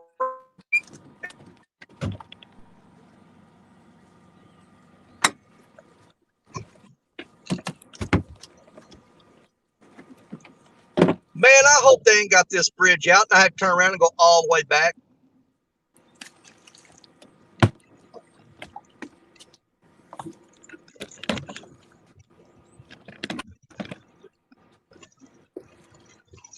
This is crazy. We got 26 awesome people in here. Miss Annette Morgan, how you doing? Hey, Annette. How's it going, sis? Like I said, I can't see chat, so hey, everybody. They said this bridge is out, but I'm going across it anyway. Uh-oh. Well, I didn't fall in, so I guess I made it. He ain't scared.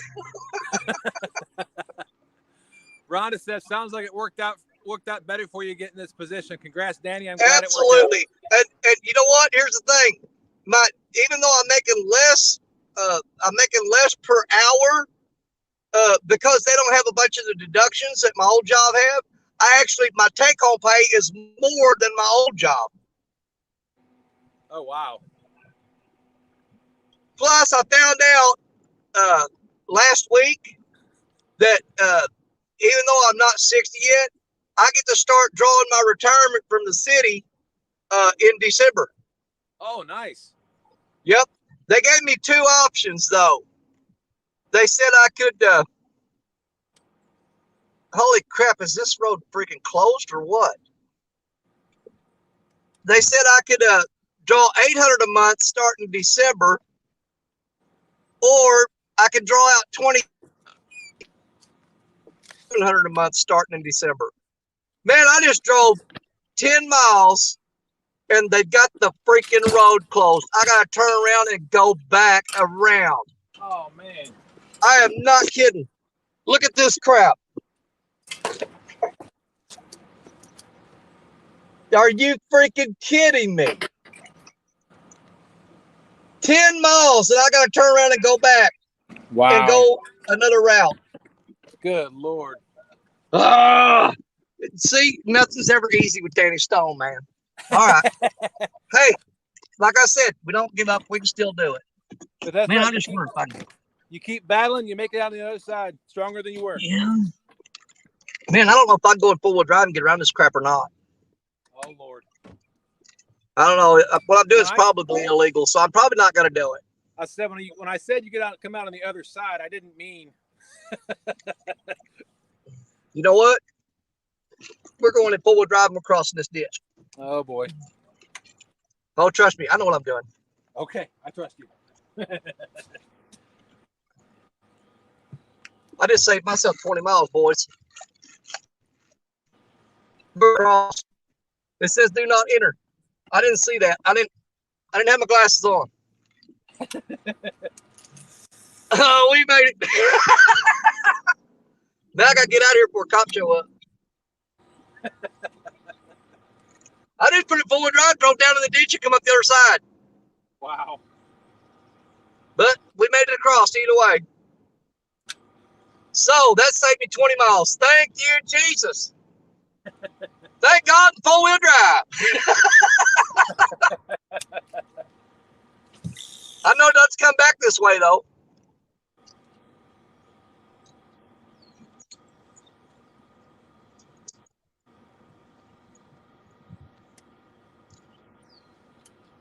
Oh.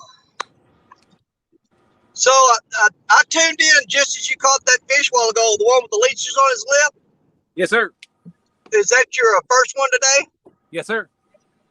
Nice. You know, I can remember when we'd make fun of each other for catching a 2.5 pound fish, but lately everybody's like, wow.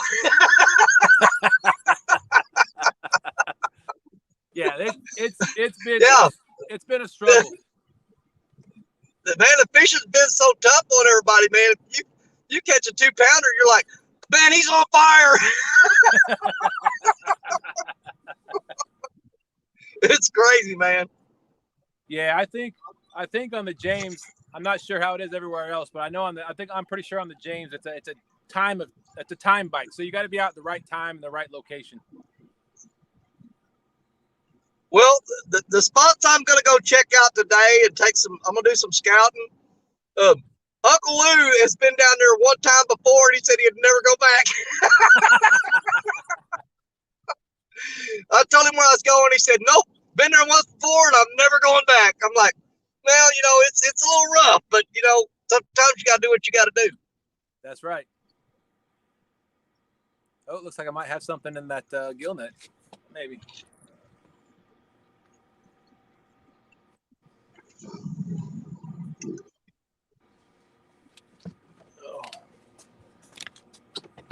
Woo! I've got to buy a new line today. Man, I broke off so much last week that I bet there's not probably 50 yards of line on every one of my reels. Oh, wow. I got a lot of stuff to do now. I got to melt lead and cast some weights. I've got to re-spool every single reel. I did get in a package yesterday from Haas. So I've got my Triple City gear in, baby. There you go. We're going to throw them Goober Time hooks on there, and that's going to make a difference too. Yeah, I want to get some of those. Those look nice. I like the rubber around the shank. Dude, they're nice. I love them.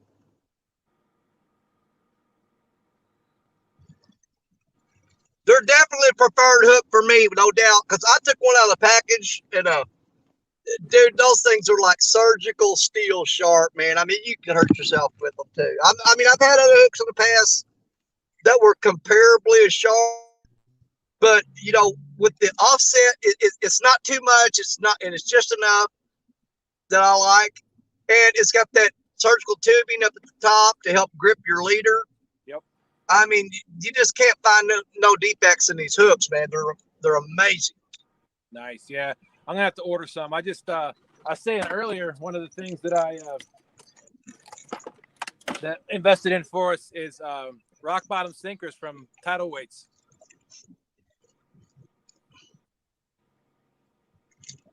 So they got egg sinkers in here, but then they got a piece of foam at the top. Got it. Yeah. So that part floats. Okay, so it stands up then. Yeah, it's like this when it's. So there you go. He said they're virtually snagless. If anything snagged, it's going to be your hook. Wants me to test them. I've got some rocky bottoms. I'll put them to the test.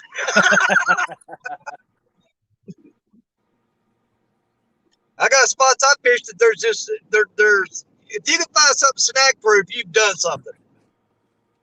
Get the bite. Because I defy you to throw out there, throw 3 rods out. If you can get one of them in and not break off, then you've done good. Nice. But what does that say? If you're not snagged, you're not fishing? That's it. Because that's the thing. Where the spots I'm fishing, up and downstream, it's just flat and muddy bottom. But you'll come on these rock jetties that have broken down and have washed out, and they're scattered out all along the bottom. That's where those fish are hanging out behind those big giant rocks, man. Right. And you got to throw right down there in it. If you can get on a fish and he can break, I use a breakaway rig. And if he can break that weight off and you can get him up off that bottom, you got him. But man, if they dive down like a flathead wheel and get around one of those huge boulders, you know, you're going to lose probably, I'm going to say 60% of your fish, you're going to break them off. It's some of the toughest fishing I've ever done. Weed Hopper said Danny is an outlaw. Yep. All right, Ed said, take care, everyone. Going to start running my errands. All right, Ed, thanks for coming in. Appreciate it, buddy. I don't know if you heard Ed Evans and Jeff Beal are heading down from Pennsylvania to come down here on the James to fish with us. Yeah. On the November 2nd and 3rd. Jeff has never caught a blue cat, so hopefully we can get him on one. Well, I'm looking for them to break records on how low the Mississippi River's gotten this year. I mean, right now I think it's tied the record. I'm not sure, but it's not done yet. It's still dropping. That's crazy. There are barges stranded all up and down the river, stuck. I saw that. They can't move. I saw that. That one live you were doing. You had the tugs out there trying every which way to get those barges off.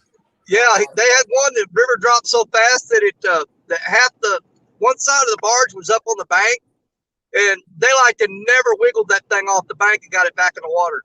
Wow. There's a cruise line that works off the Mississippi River. It's called American Cruise Lines. They have 3 different tours you could take. You could take the lower Mississippi tour, you could take the middle tour, or you could take the upper Mississippi tour. Well, the lower and the middle leave out from where I fish at. Right. And there was one left, I think it was last weekend. They pulled out from the dock because they bring people up there. They look like big Greyhound buses, but it says American Cruise Lines on the side of the bus. And they brought these 2 buses up there, and all these older people got off and walked down the boat ramp and walked out on the plank thing that goes to the boat. I'm gonna call it a ship. And they got all loaded on there, and they left out, and they were gone for about an hour and came back because they couldn't get through because the barges were stuck downstream and blocking the river. Wow. So they had to call those buses back and load all those people back up and give them their money back. Wow. And you're talking about $2,000 a person. And dude, you can easily get probably, I'm going to say, 200 plus people on this ship. Easily. Right. You figure $2,000 a head at that numbers, that had to hurt. $400,000. Yeah. That's a lot of money they lost. Absolutely. Skull Rush said it is officially at the record low, Danny. Yeah.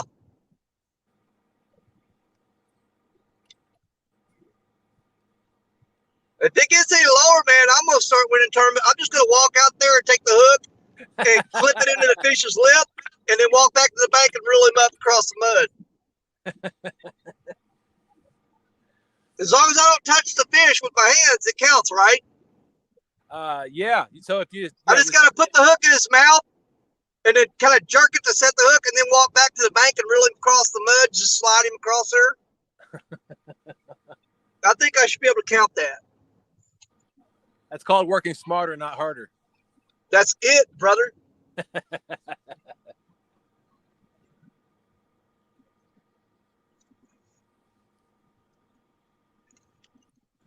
Oh man, it is warm out here. Let's see. I don't know what it's 72 degrees here, but man, we got a wind blowing about 25 miles an hour. Yeah. Which puts a little chill in the air. I don't mind the temperature. I just don't like the wind blowing that hard.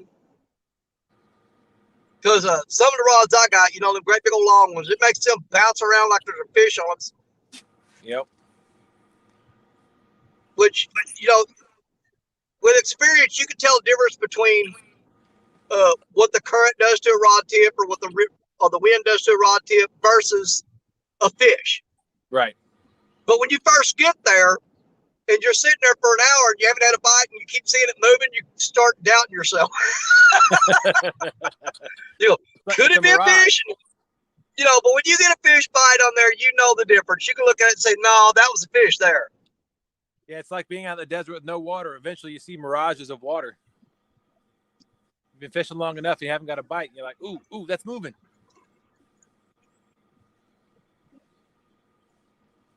Well, every time of the year, there's always a different obstacle that we face on the Mississippi. Usually in the spring, it's flooding with all the logs and limbs and debris floating down through there. You throw your lines out and you're constantly reeling them up because they're getting snagged up on stuff floating down.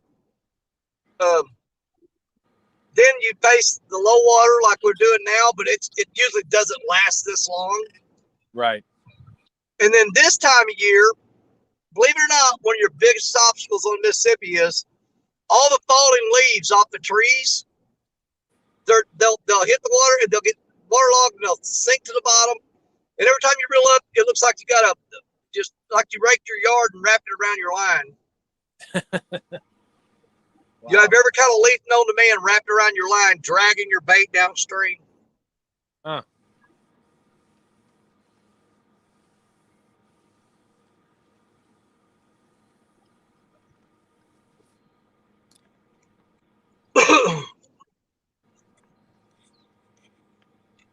All right, we made it to Highway 412. This goes straight into Crothersville, so we ain't far.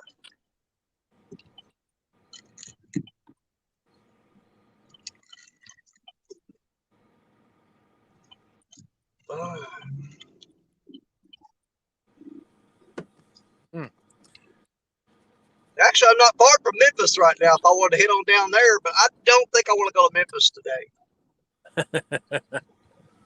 I'm going to pass on that one. So you in the southeastern part of Missouri? Yep. Okay.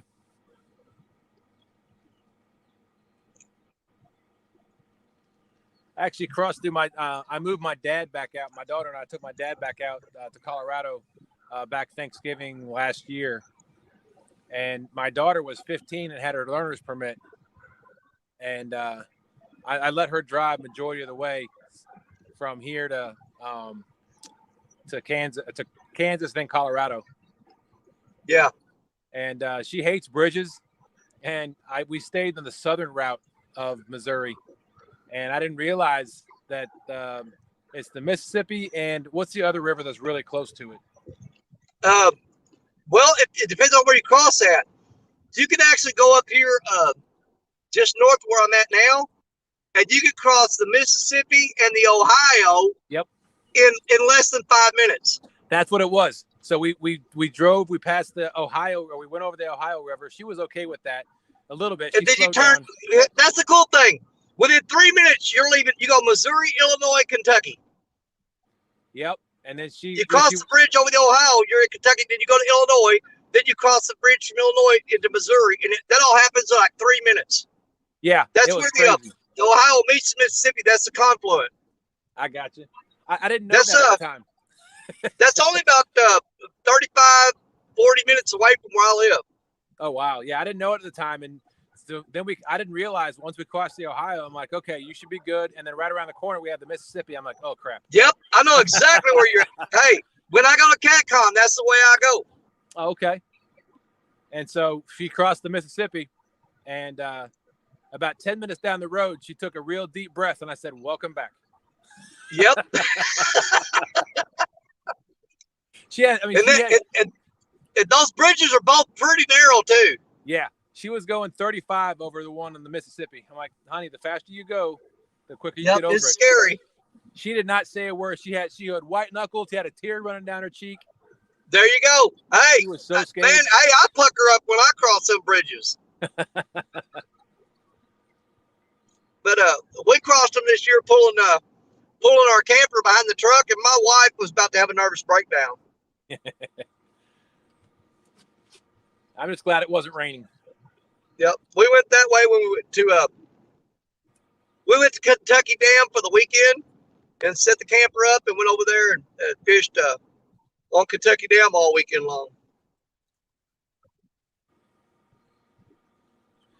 Let's see.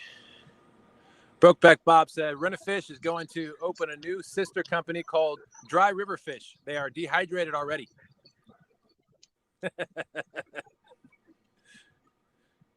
Weed Hopper said, Instafish, just add water and watch them grow. But we get to Grizzly Jig Company. When I go in the door, I'm gonna have you guys wonder. I'm gonna see if I can get permission from them to stay live while I'm in the store. Okay. And this is a place that Uncle Lou knows about it. Mark from Catfishing Crappie, he knows about this place. I mean, it's one of the better stores to where I live. Nice. But they specialize in handmade crappie jigs and stuff. They have some catfish gear. It's not a big, huge section, but they do have skipjack, shad, and all that crap. Okay. Oh, we got Sean in the house, the other half of Team Snag and Whiskers. Hey, Sean. Oh. Come on. I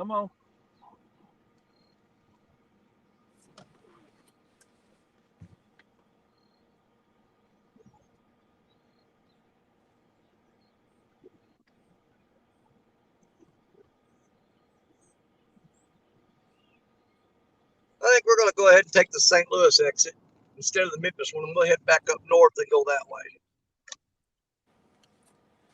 Oh. Hey, Sean, if I sent you the link, if you want to pop in and say hi.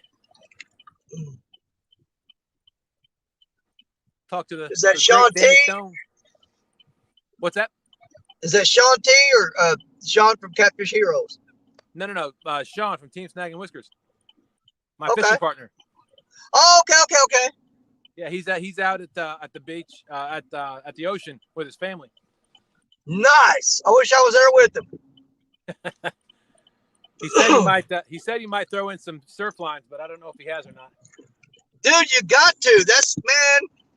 That's a requirement. How could you be there and not do that? Thank you, Rhonda.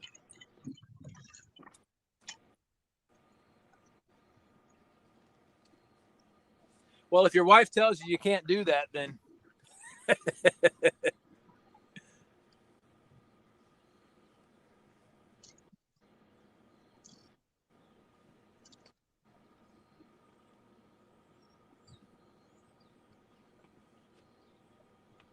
yeah, I'm hoping they'll let me go in the store with this live stream going. Some people are kind of picky about that stuff. Yeah. I don't think they will be, though. It's free advertisement for them. I don't know why they wouldn't. That's right. Got 24 people watching right now. Exactly.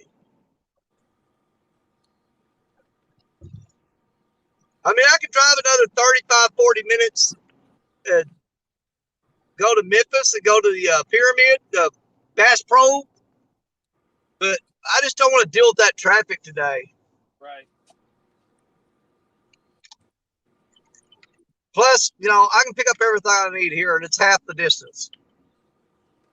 Got to save that gas, Danny. I know it, man. That's the only downside I found to this new job yet. I used to be 2 minutes away from work. Now I'm 25 miles. And my biggest expense right now is fuel. Yeah. I'm not used to that, man. Having to fill the truck up every week when I used to fill it up like once a month and a half.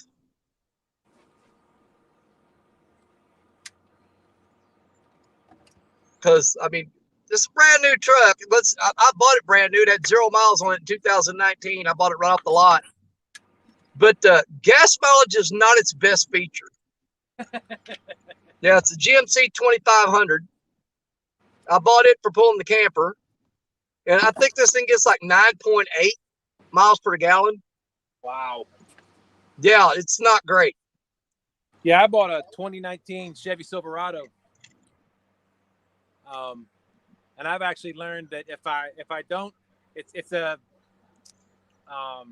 Z71, but I was actually getting about 16 miles to the gallon, city driving, just stop and go. But I've figured out if I don't muscle it off the line at the stoplights, if I don't go over 2,000 RPMs, pretty much at any time, I can get about 17 to 18. Yeah. Well, I had this one special built with the tow package and had it geared specifically for the camper that I haul. Right. So I had to wait a little longer to get this truck because I had the extended tow package and a whole bunch of other crap put on here.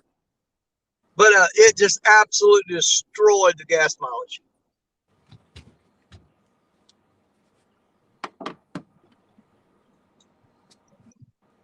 My boat just completely flipped around. But the funny thing is, though, this truck gets better gas mileage when I've got the camper hooked to it, pulling it. It's something about the way they've geared it, the gear ratio in it, that it's built for pulling, and it does better pulling than it does not pulling. Interesting. I know it's freaking weird because I get like 10 and a half to 11 miles per gallon when I'm pulling the camper, and only 9.8 when I'm just driving. That's crazy.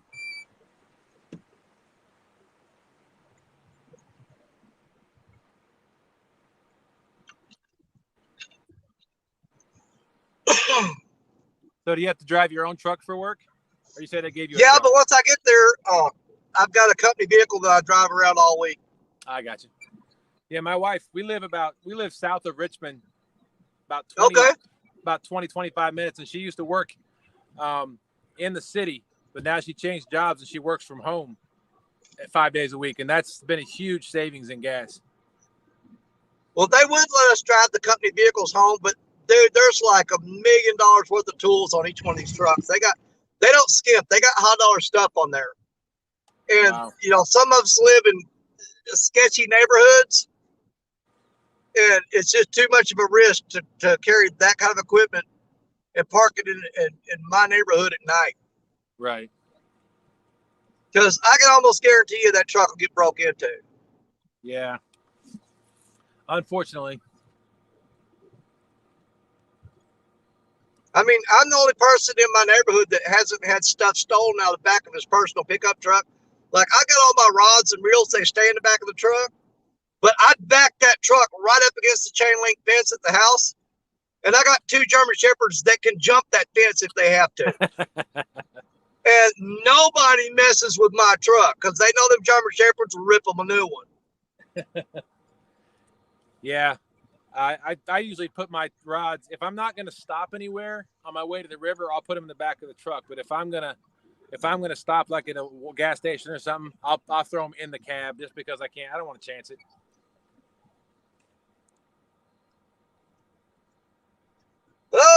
Myers of Scott County Deputy Sheriff. How you doing, sir? As long as you ain't following me, we're just fine. All right, Brokeback Bob said, sorry, have to go. Mama said, time to get things done, and don't make Mama wait. All right, Bob. Thanks for coming in. Appreciate it.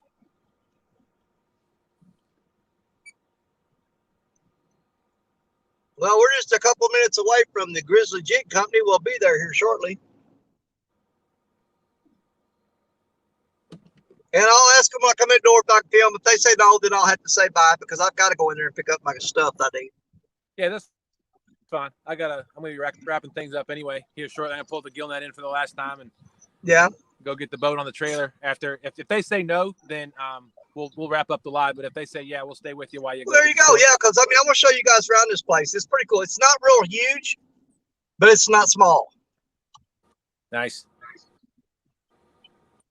I mean, if it's something you need, they'll probably have it.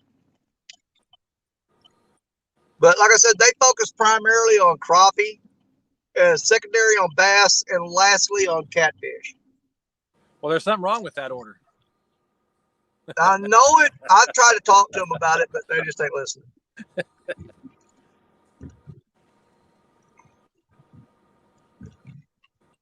But they got, I was coming down here buying a lot of hooks from them from a good friend of mine. I don't know if you ever heard of a guy named George Young. He hangs out with Bill Dance. Oh, really? Yep. George Young and Bill Dance fish together on a regular basis. But George has got his own brand of hooks down here.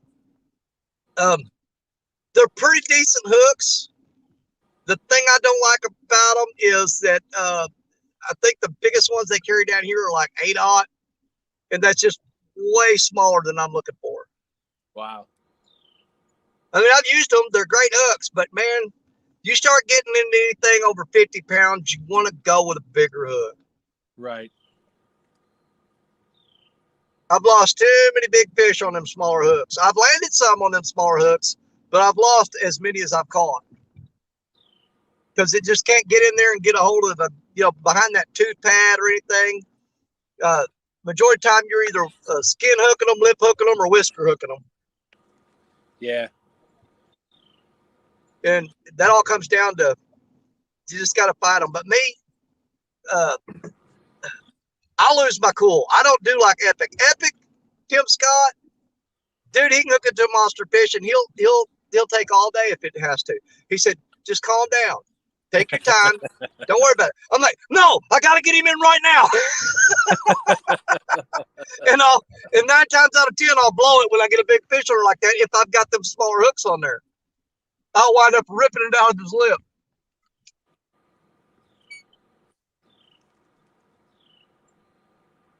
All right, we are pulling into the parking lot. Oh, look at all these catfishermen hanging out here. What's up, fellers? Y'all better not buy all the bait. I'll be mad. Hey, they stand around out here in the parking lot and wait for guys to bring in boatloads of skipjack and shad and the freshest stuff they can get. Wow. And a lot of times they'll wait till somebody pulls in with a load of bait and let them take it into the store because you're not allowed to buy it off the people in their parking lot. They absolutely forbid that. Okay. Let's get you guys all unhooked here. Let's go see if we can get permission to walk around in here. All right. You know what? I'm going to leave the pistol in the truck. There's no point in drawing attention to myself. We'll just leave that right there.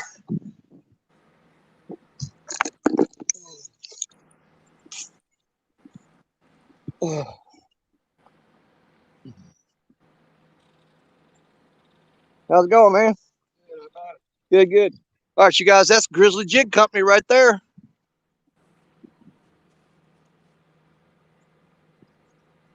Got people from Arkansas, Tennessee. They come from all over here.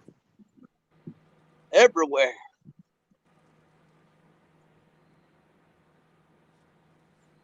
Buddy, let me get that door for you. You're welcome. All right, let's go up front desk and see if they'll let us film in here.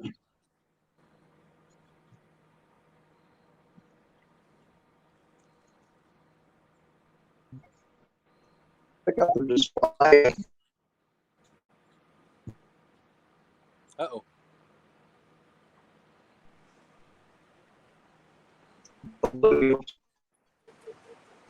Still see me? You're breaking up a little bit. Are you guys okay if I live stream here? Okay. Because people wanting to know about Grizzly Jig Company, I told them about it. They said it's okay, guys, so we're going to walk around for a little bit. Nice. Awesome. A lot of crappie stuff here, people.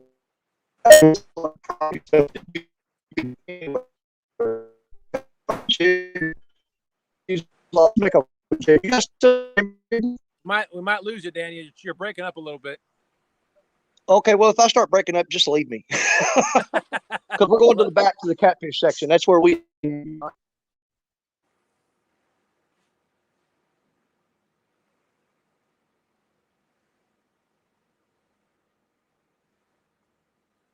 Yeah, Rhonda. Oh, well, it looks like we lost him.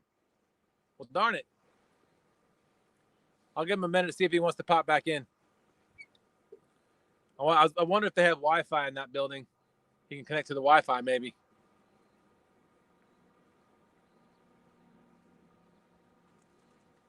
If not, we will go ahead and pull this gill net in and call it a day.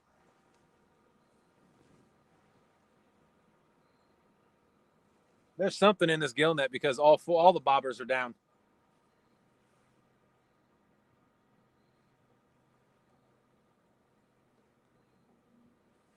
It might be a catfish. Who knows?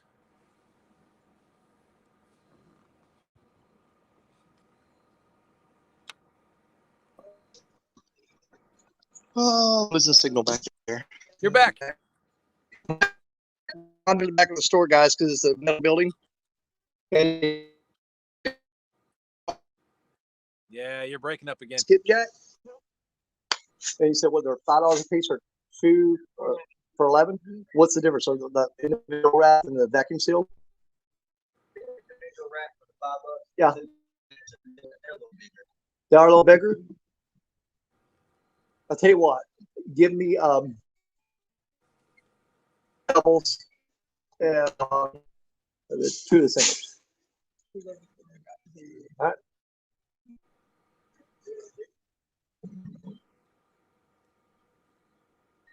You guys get these in pretty fresh.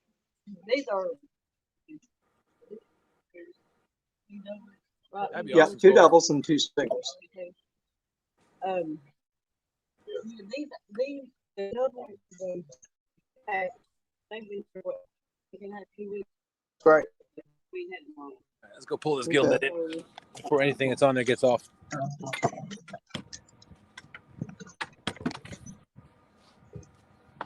Put in that right there.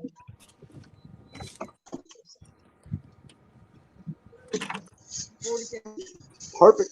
Okay. I'm gonna hold you up. You don't need to see my gut, dude. Oh, you got fish on? No, I'm pulling the anchor in. Okay. I belong to a huge catfish community on YouTube.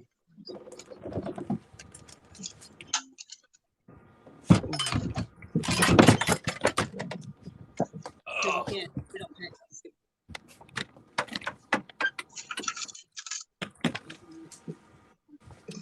Well, I wish I could have showed you guys around the store a little bit more, but you know, with the metal building and stuff, the reception is just not that great.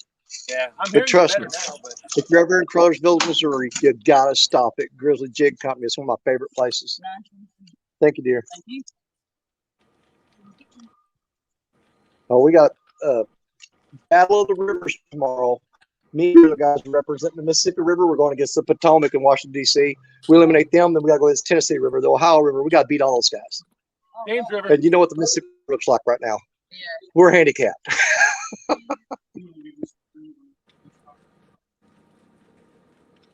Yeah, huge battle starting tomorrow morning. It's the first round. We'll get them. How many rivers? I think there's 6 or 7. Well, we compete against them. We stay on the Mississippi. But the first one we got to beat tomorrow is the guys in Washington, D.C. around the Potomac. If we get past them, then we go against either the Ohio, the Tennessee. Who else is in that? Do you remember? The James River.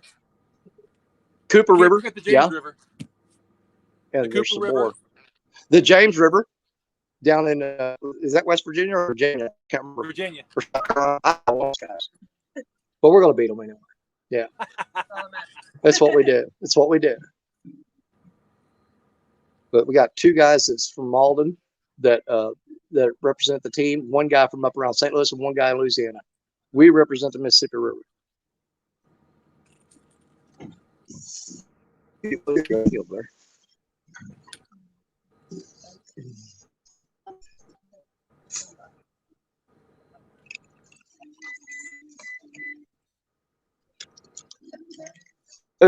For me, brother. I forgot the last time we got skipjack, we covered up all those things. Yeah.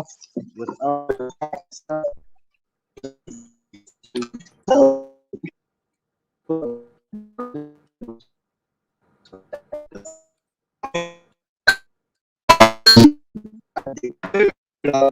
know if you can see it or not. Booyah. That's what I'm talking about right there. Not sealed. That's going to be. We're going to kick some butt tomorrow. But they'll set me up, guys.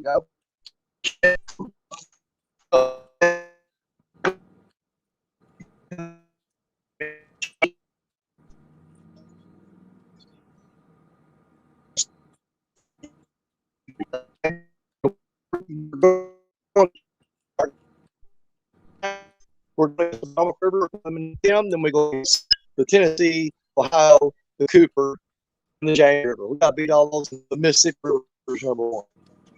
Gonna beat them all. It's a nation. But we're going first round tomorrow, 8 o'clock. Whose channel is that going to be on? Fields to Water. Yep. Danny Stone Outdoors. I'm from Missouri, from Malden. I'm monetized on YouTube and everything. I got a big show, man. We have a good time. I got some big old catfish on there too. Most of them I caught because of y'all.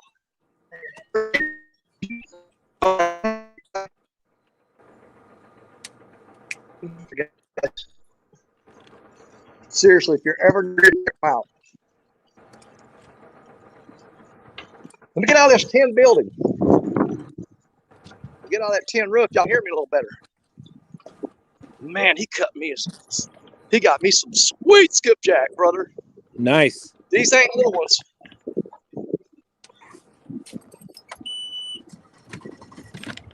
And they are sealed very well in this vacuum. And he actually gave me I was supposed to get 2 individuals and then 2 doubles, but he gave me 3 doubles. Because I'm Danny Stone, man. Let's see if I get some of these out here. We got us some new Cajun line. But I don't know if you can see how big them were a while ago. Look at the size of those freaking skipjack, dude. Yeah. I got 6 of them suckers. Nice. We are That's good your to go. Yep. Rhonda Really said, good. but the other rivers do not have what the Mississippi River does. Danny. So they are handicapped. I hate using frozen bait, honestly. But if I'm going to use it, I'm getting it from here. Because they take really good care of them. I just hope whoever the fisherman was that brought them in, that he took care of them. But I know once they get here, they make sure that they stay fresh. They said these were brought in one day last week, so that's about as fresh as I'm going to get right now, guys. Get y'all up here. Yeah, now I got something to hold the camera. I can show you these baits a little better. What we ended up with. I'm pulling the If I can get the phone to plug in, come on, man. There we go. So I got to re-spool all lines. I'm going to go with the Cajun line this time, though. I got 40-pound Cajun. I actually like this stuff. It's pretty good stuff. And we got one bag of skipjack right there, the double. Those are the size that Jerry Parker likes to use. Those are probably 16-inch skipjack right there. And we got another bag just like that. Another pack of 16 inchers. Those are big baits. And last but not least, we've got the smaller ones. These are probably about, there's an 8-incher and a 10-incher there that I'm going to use today. These, I'm going to go try to find some holes to fish down here. And I may be up early in the morning and come back down here and fish the Mississippi here. Depends on what the water looks like. We're going to head to the river and find out because it's not far from here. We can actually go down by the casino. Nobody fishes by the casino because they're afraid they're going to get robbed. Danny Stone, I ain't scared of them. They don't bother me and I don't bother them. There is a Stratus 285 Pro XL boat for sale out here in the parking lot with a Johnson 150 fast strike motor on it. Huh. Yeah, we didn't bring enough money to get that today, so we're just gonna leave it sitting there. Thank you, Rhonda, for the reminder for the Mississippi versus Potomac tomorrow. Skolrud said I have Cajun on my ugly stick. Well, I'm a little bit more relieved. I know for a fact I've looked this bait over. They assured me that it was brought in last weekend or sometime last week. So this bait is not even a week old, guys. Nice. Vacuum sealed. That's going to be as fresh as I can come across right now. So we're in good shape there. I'm actually going to drop my gill net one more time. A couple of kayaks. I wish I could have kept reception inside that building, guys. There's so much for you to see in there, but it's a big, giant warehouse that's in it's got a tin roof, 10 walls, and as soon as you go in there, it just wipes your phone service right out. Yep. I'm surprised they don't have Wi-Fi in the building. I didn't think to ask. I should have asked them. I'll think about that next time. All right. You're like all my other friends. You tell me the stuff I need to know after it's too late. The famous things my friends say to me, the most common word said, what you should have done. But none of them ever say, this is what you need to do. They always go, what you should have done. That's what I hear from my friends every time. Do not give Danny Stone an edge, brother. Just don't do it. That's funny. But you know what? My friends are my friends. I love them all. You're my brothers. You're my sisters. You know it. I've never been happier in my life. Hanging out with you guys is just amazing. Alvin Lewis in the house. How you doing, Alvin? Alvin! That's what Rhonda did too. Except she typed it. Alvin's a great guy. I'm gonna try to get over here so I don't bother these kayakers. They're fishing out of their kayaks, but I'm trying to get over here, go around the bend so I can catch some more shad. Well, we got one more stop to look at the river. It's about a 4-minute drive.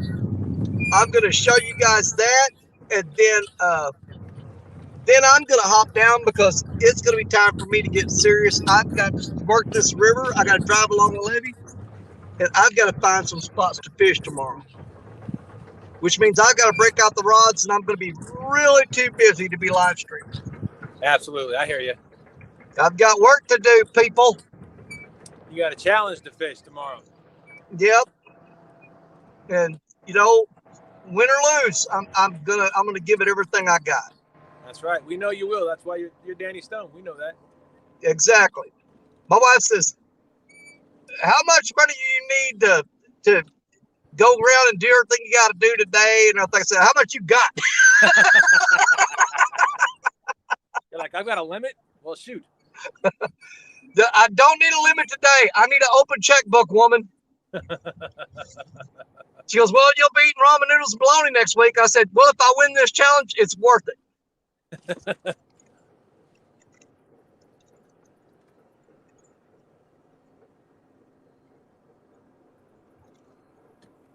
And now we're heading to downtown Caruthersville. Man, I almost missed this stop sign every freaking time. Hello, officer. How you doing? And the river access is right up ahead here. The casino is straight ahead. We're going to avoid the casino today. But we will go check out the river over here. We got a left turn up here. We're going to cross over the levee and through the, they got the concrete barriers to separate the town from the river. And we will be there.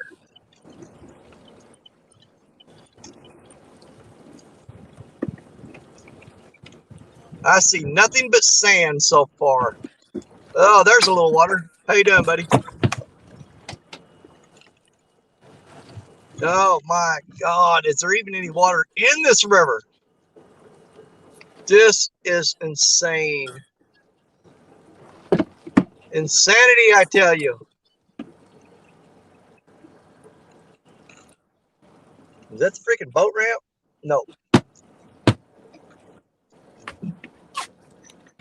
Okay. Wow. Okay, let's get out and take a look and see what we're dealing with here. Peoples.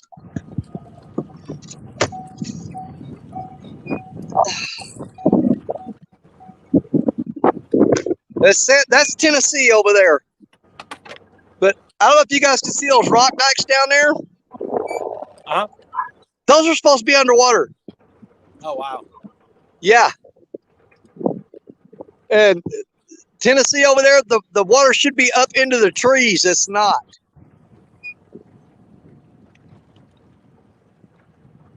This is insane. I would love to go down there and walk way out on that wing dam, but I just don't have the energy to do that today. Plus, you got to go leave your truck at the casino to do that. Not a good idea. When you'll come back, the windows will be broke out of it. Wow.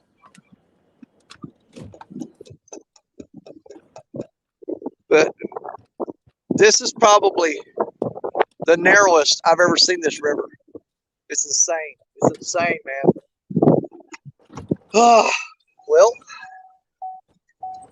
let's sit here for a minute and I need to make a game plan, but I'm going to go ahead and hop off here because, like I said, guys, I'm going to carry 1 or 2 rods and some bait and a little tackle. And we got to do a whole lot of climbing on rocks today and get to where we got to get at and see if we can find a spot. All right. This is not going to be fun.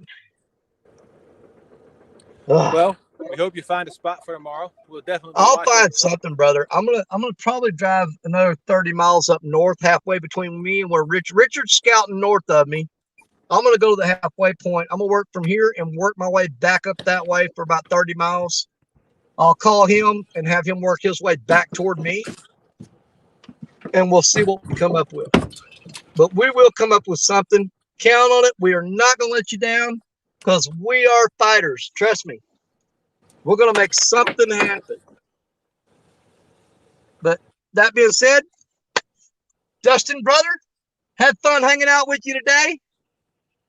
Glad you let me come up. I appreciate you.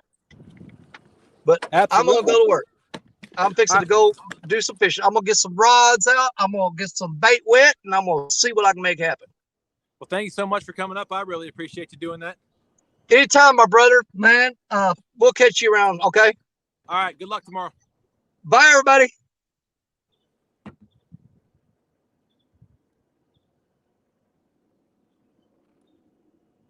And he gone. So it's just us again. We got 19 awesome people in here. Thank you all so much.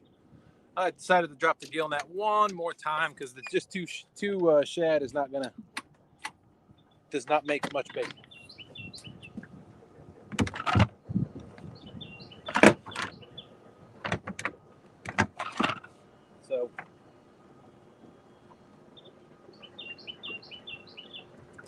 do have a few more pieces of bait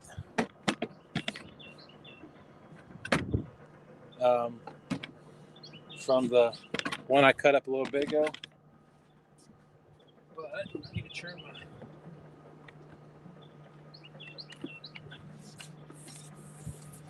I need to turn my boat around. So hopefully this was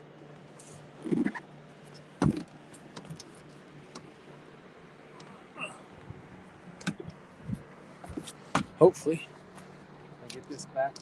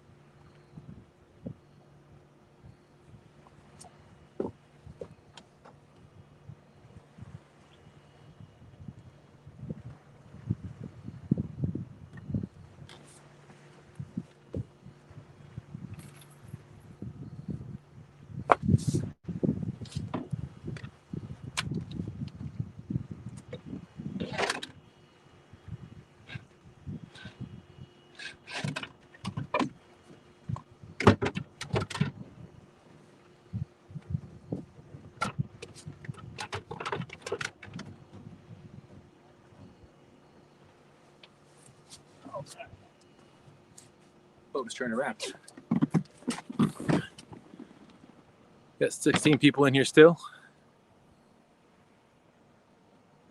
I'm gonna throw my rods out while I leave this gill net here. May have already got something. I put it in this bend again. I'll show you. It's right here. I put it down here again because this is where I caught the two earlier. Coming right here, the confluence or the tributary of this little creek. And so I still got some bait left. I'm gonna drop the hooks down one more time, leave it about 15 more minutes and see what happens.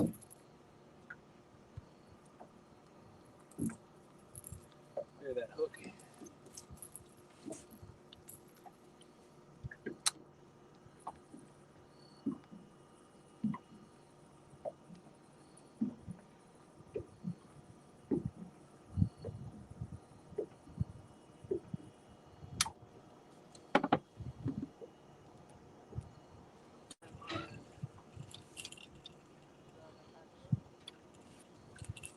Hope I don't make these guys mad. I did pull up right next to their fishing spot.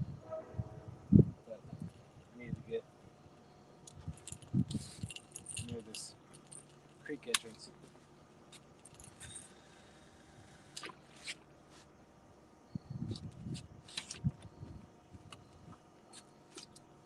Got these 3 pieces of bait left. I'm gonna put them on and cast them out and see if we can get one more fish on the live stream before we end it all.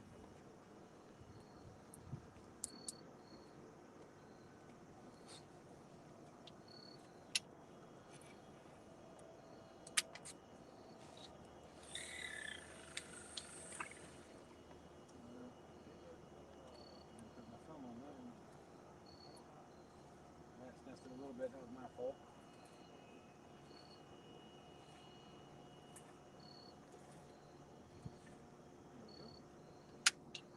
Easily fixed.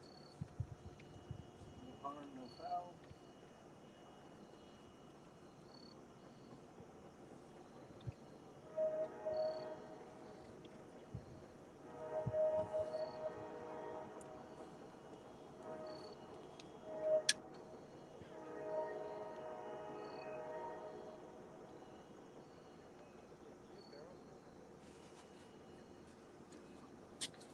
Hold on one second, folks.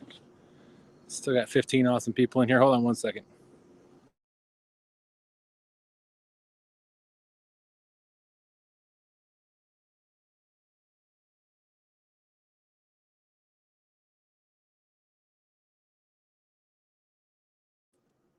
I just wanted to apologize for those 2 anglers that are sitting over there. There they are in their kayaks. I may have gotten a little close to their fishing spot. I know how I would be. I think I might have a shad. Yeah, it's bumping. Leave that for. I'm not going to stay here long. Maybe about 5 more minutes. Hopefully I can pull in another fish in the 5 minutes.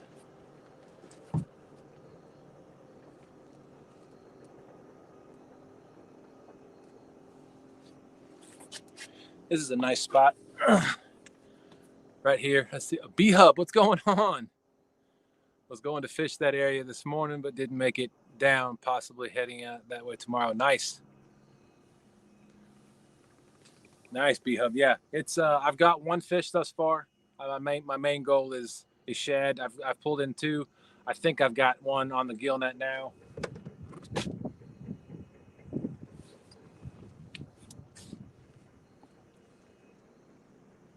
Trying to get this boat to stop churning. We're in about 30 feet of water right here. Come on, anchor.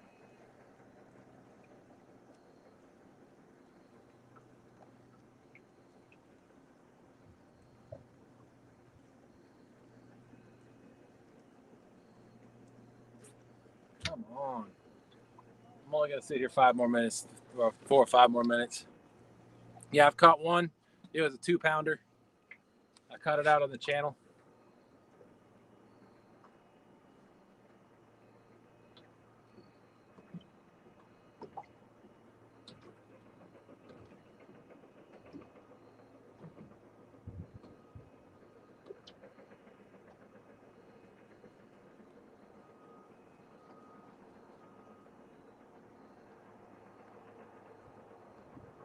Yeah, there's a nice ledge right behind me. It's flat right below me, but just over here on the other side, there's a nice ledge.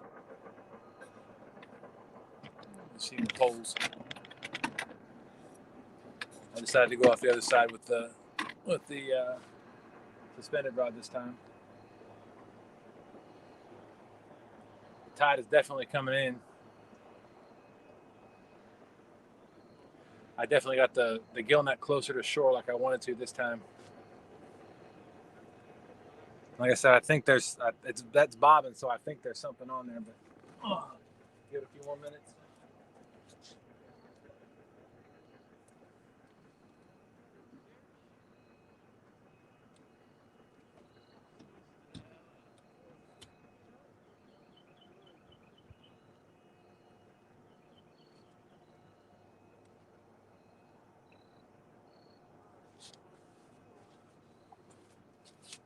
Oh, let's see.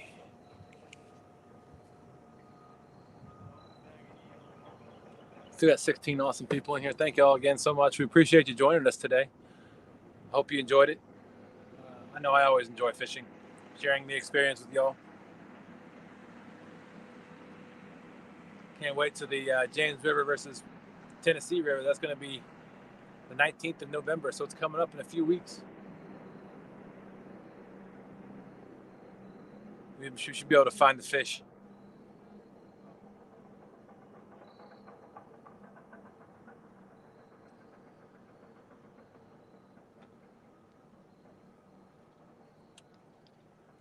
I think I know where they're at right now. I just didn't want to go that far. I wanted to go to my spot where I know there's shad.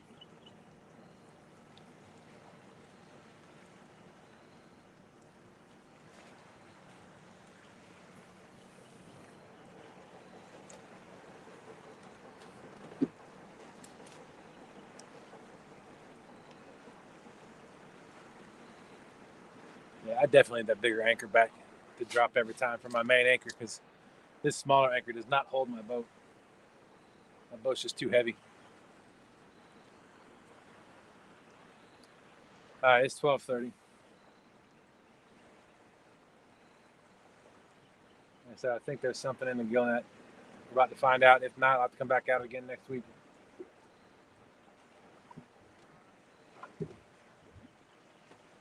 I might even go to deep bottom next week. Drop the net off the boat launch over there and fish for a while.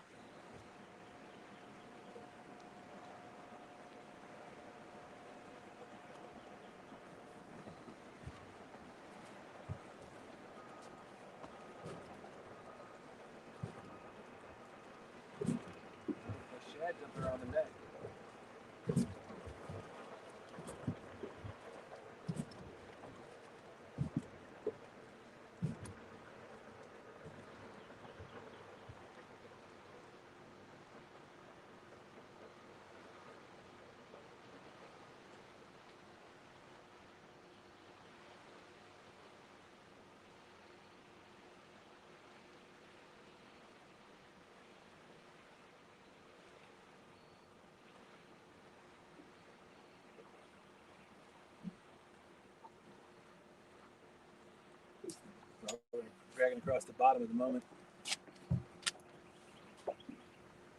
All right, let me reel these lines in so I can get that net in when we get out of here.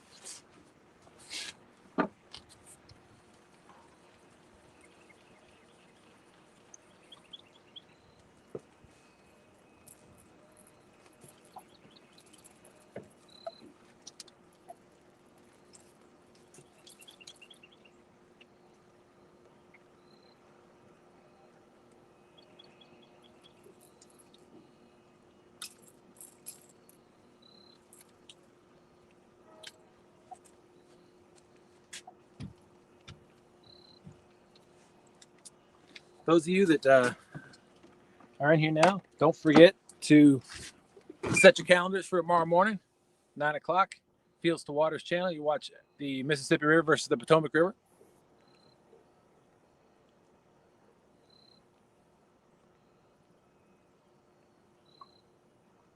Wow. No, I'm thinking fish are in the middle part of the river, mainly because they had that big tournament here, the King of the James, and the release point was Osborne. So I think 895 down just past deep bottom, the cut on deep bottom is probably where the fish are still at. B-Hub. But I want to thank everybody for coming in today, this morning. Hope you enjoyed it. Again, remember to check out Fields to Waters channel tomorrow morning, 9 Eastern Standard Time, to watch the Potomac River versus the Mississippi River. And go check out for your bait and tackle gear. Go check out Triple City Anglers. Or you can get ancientmarinefishing.com. They sell their rods and reels there. Triple City sells Ancient Mariner reels, the 6,000 and the 7,000. 7,000 only comes in one color, that's black. Yeah, go check out all your fishing gear from Triple City Anglers. Thank you all so much for coming in and joining us this morning. Hope you had a wonderful day. We're going to cut this. I got to go home, go spend time with the family. Thank you, Martin. Appreciate you coming in. I hope you all have a wonderful weekend. Enjoy the weather if it's nice. Enjoy time with your family, and we will catch you on the next go around. All right, team. Later.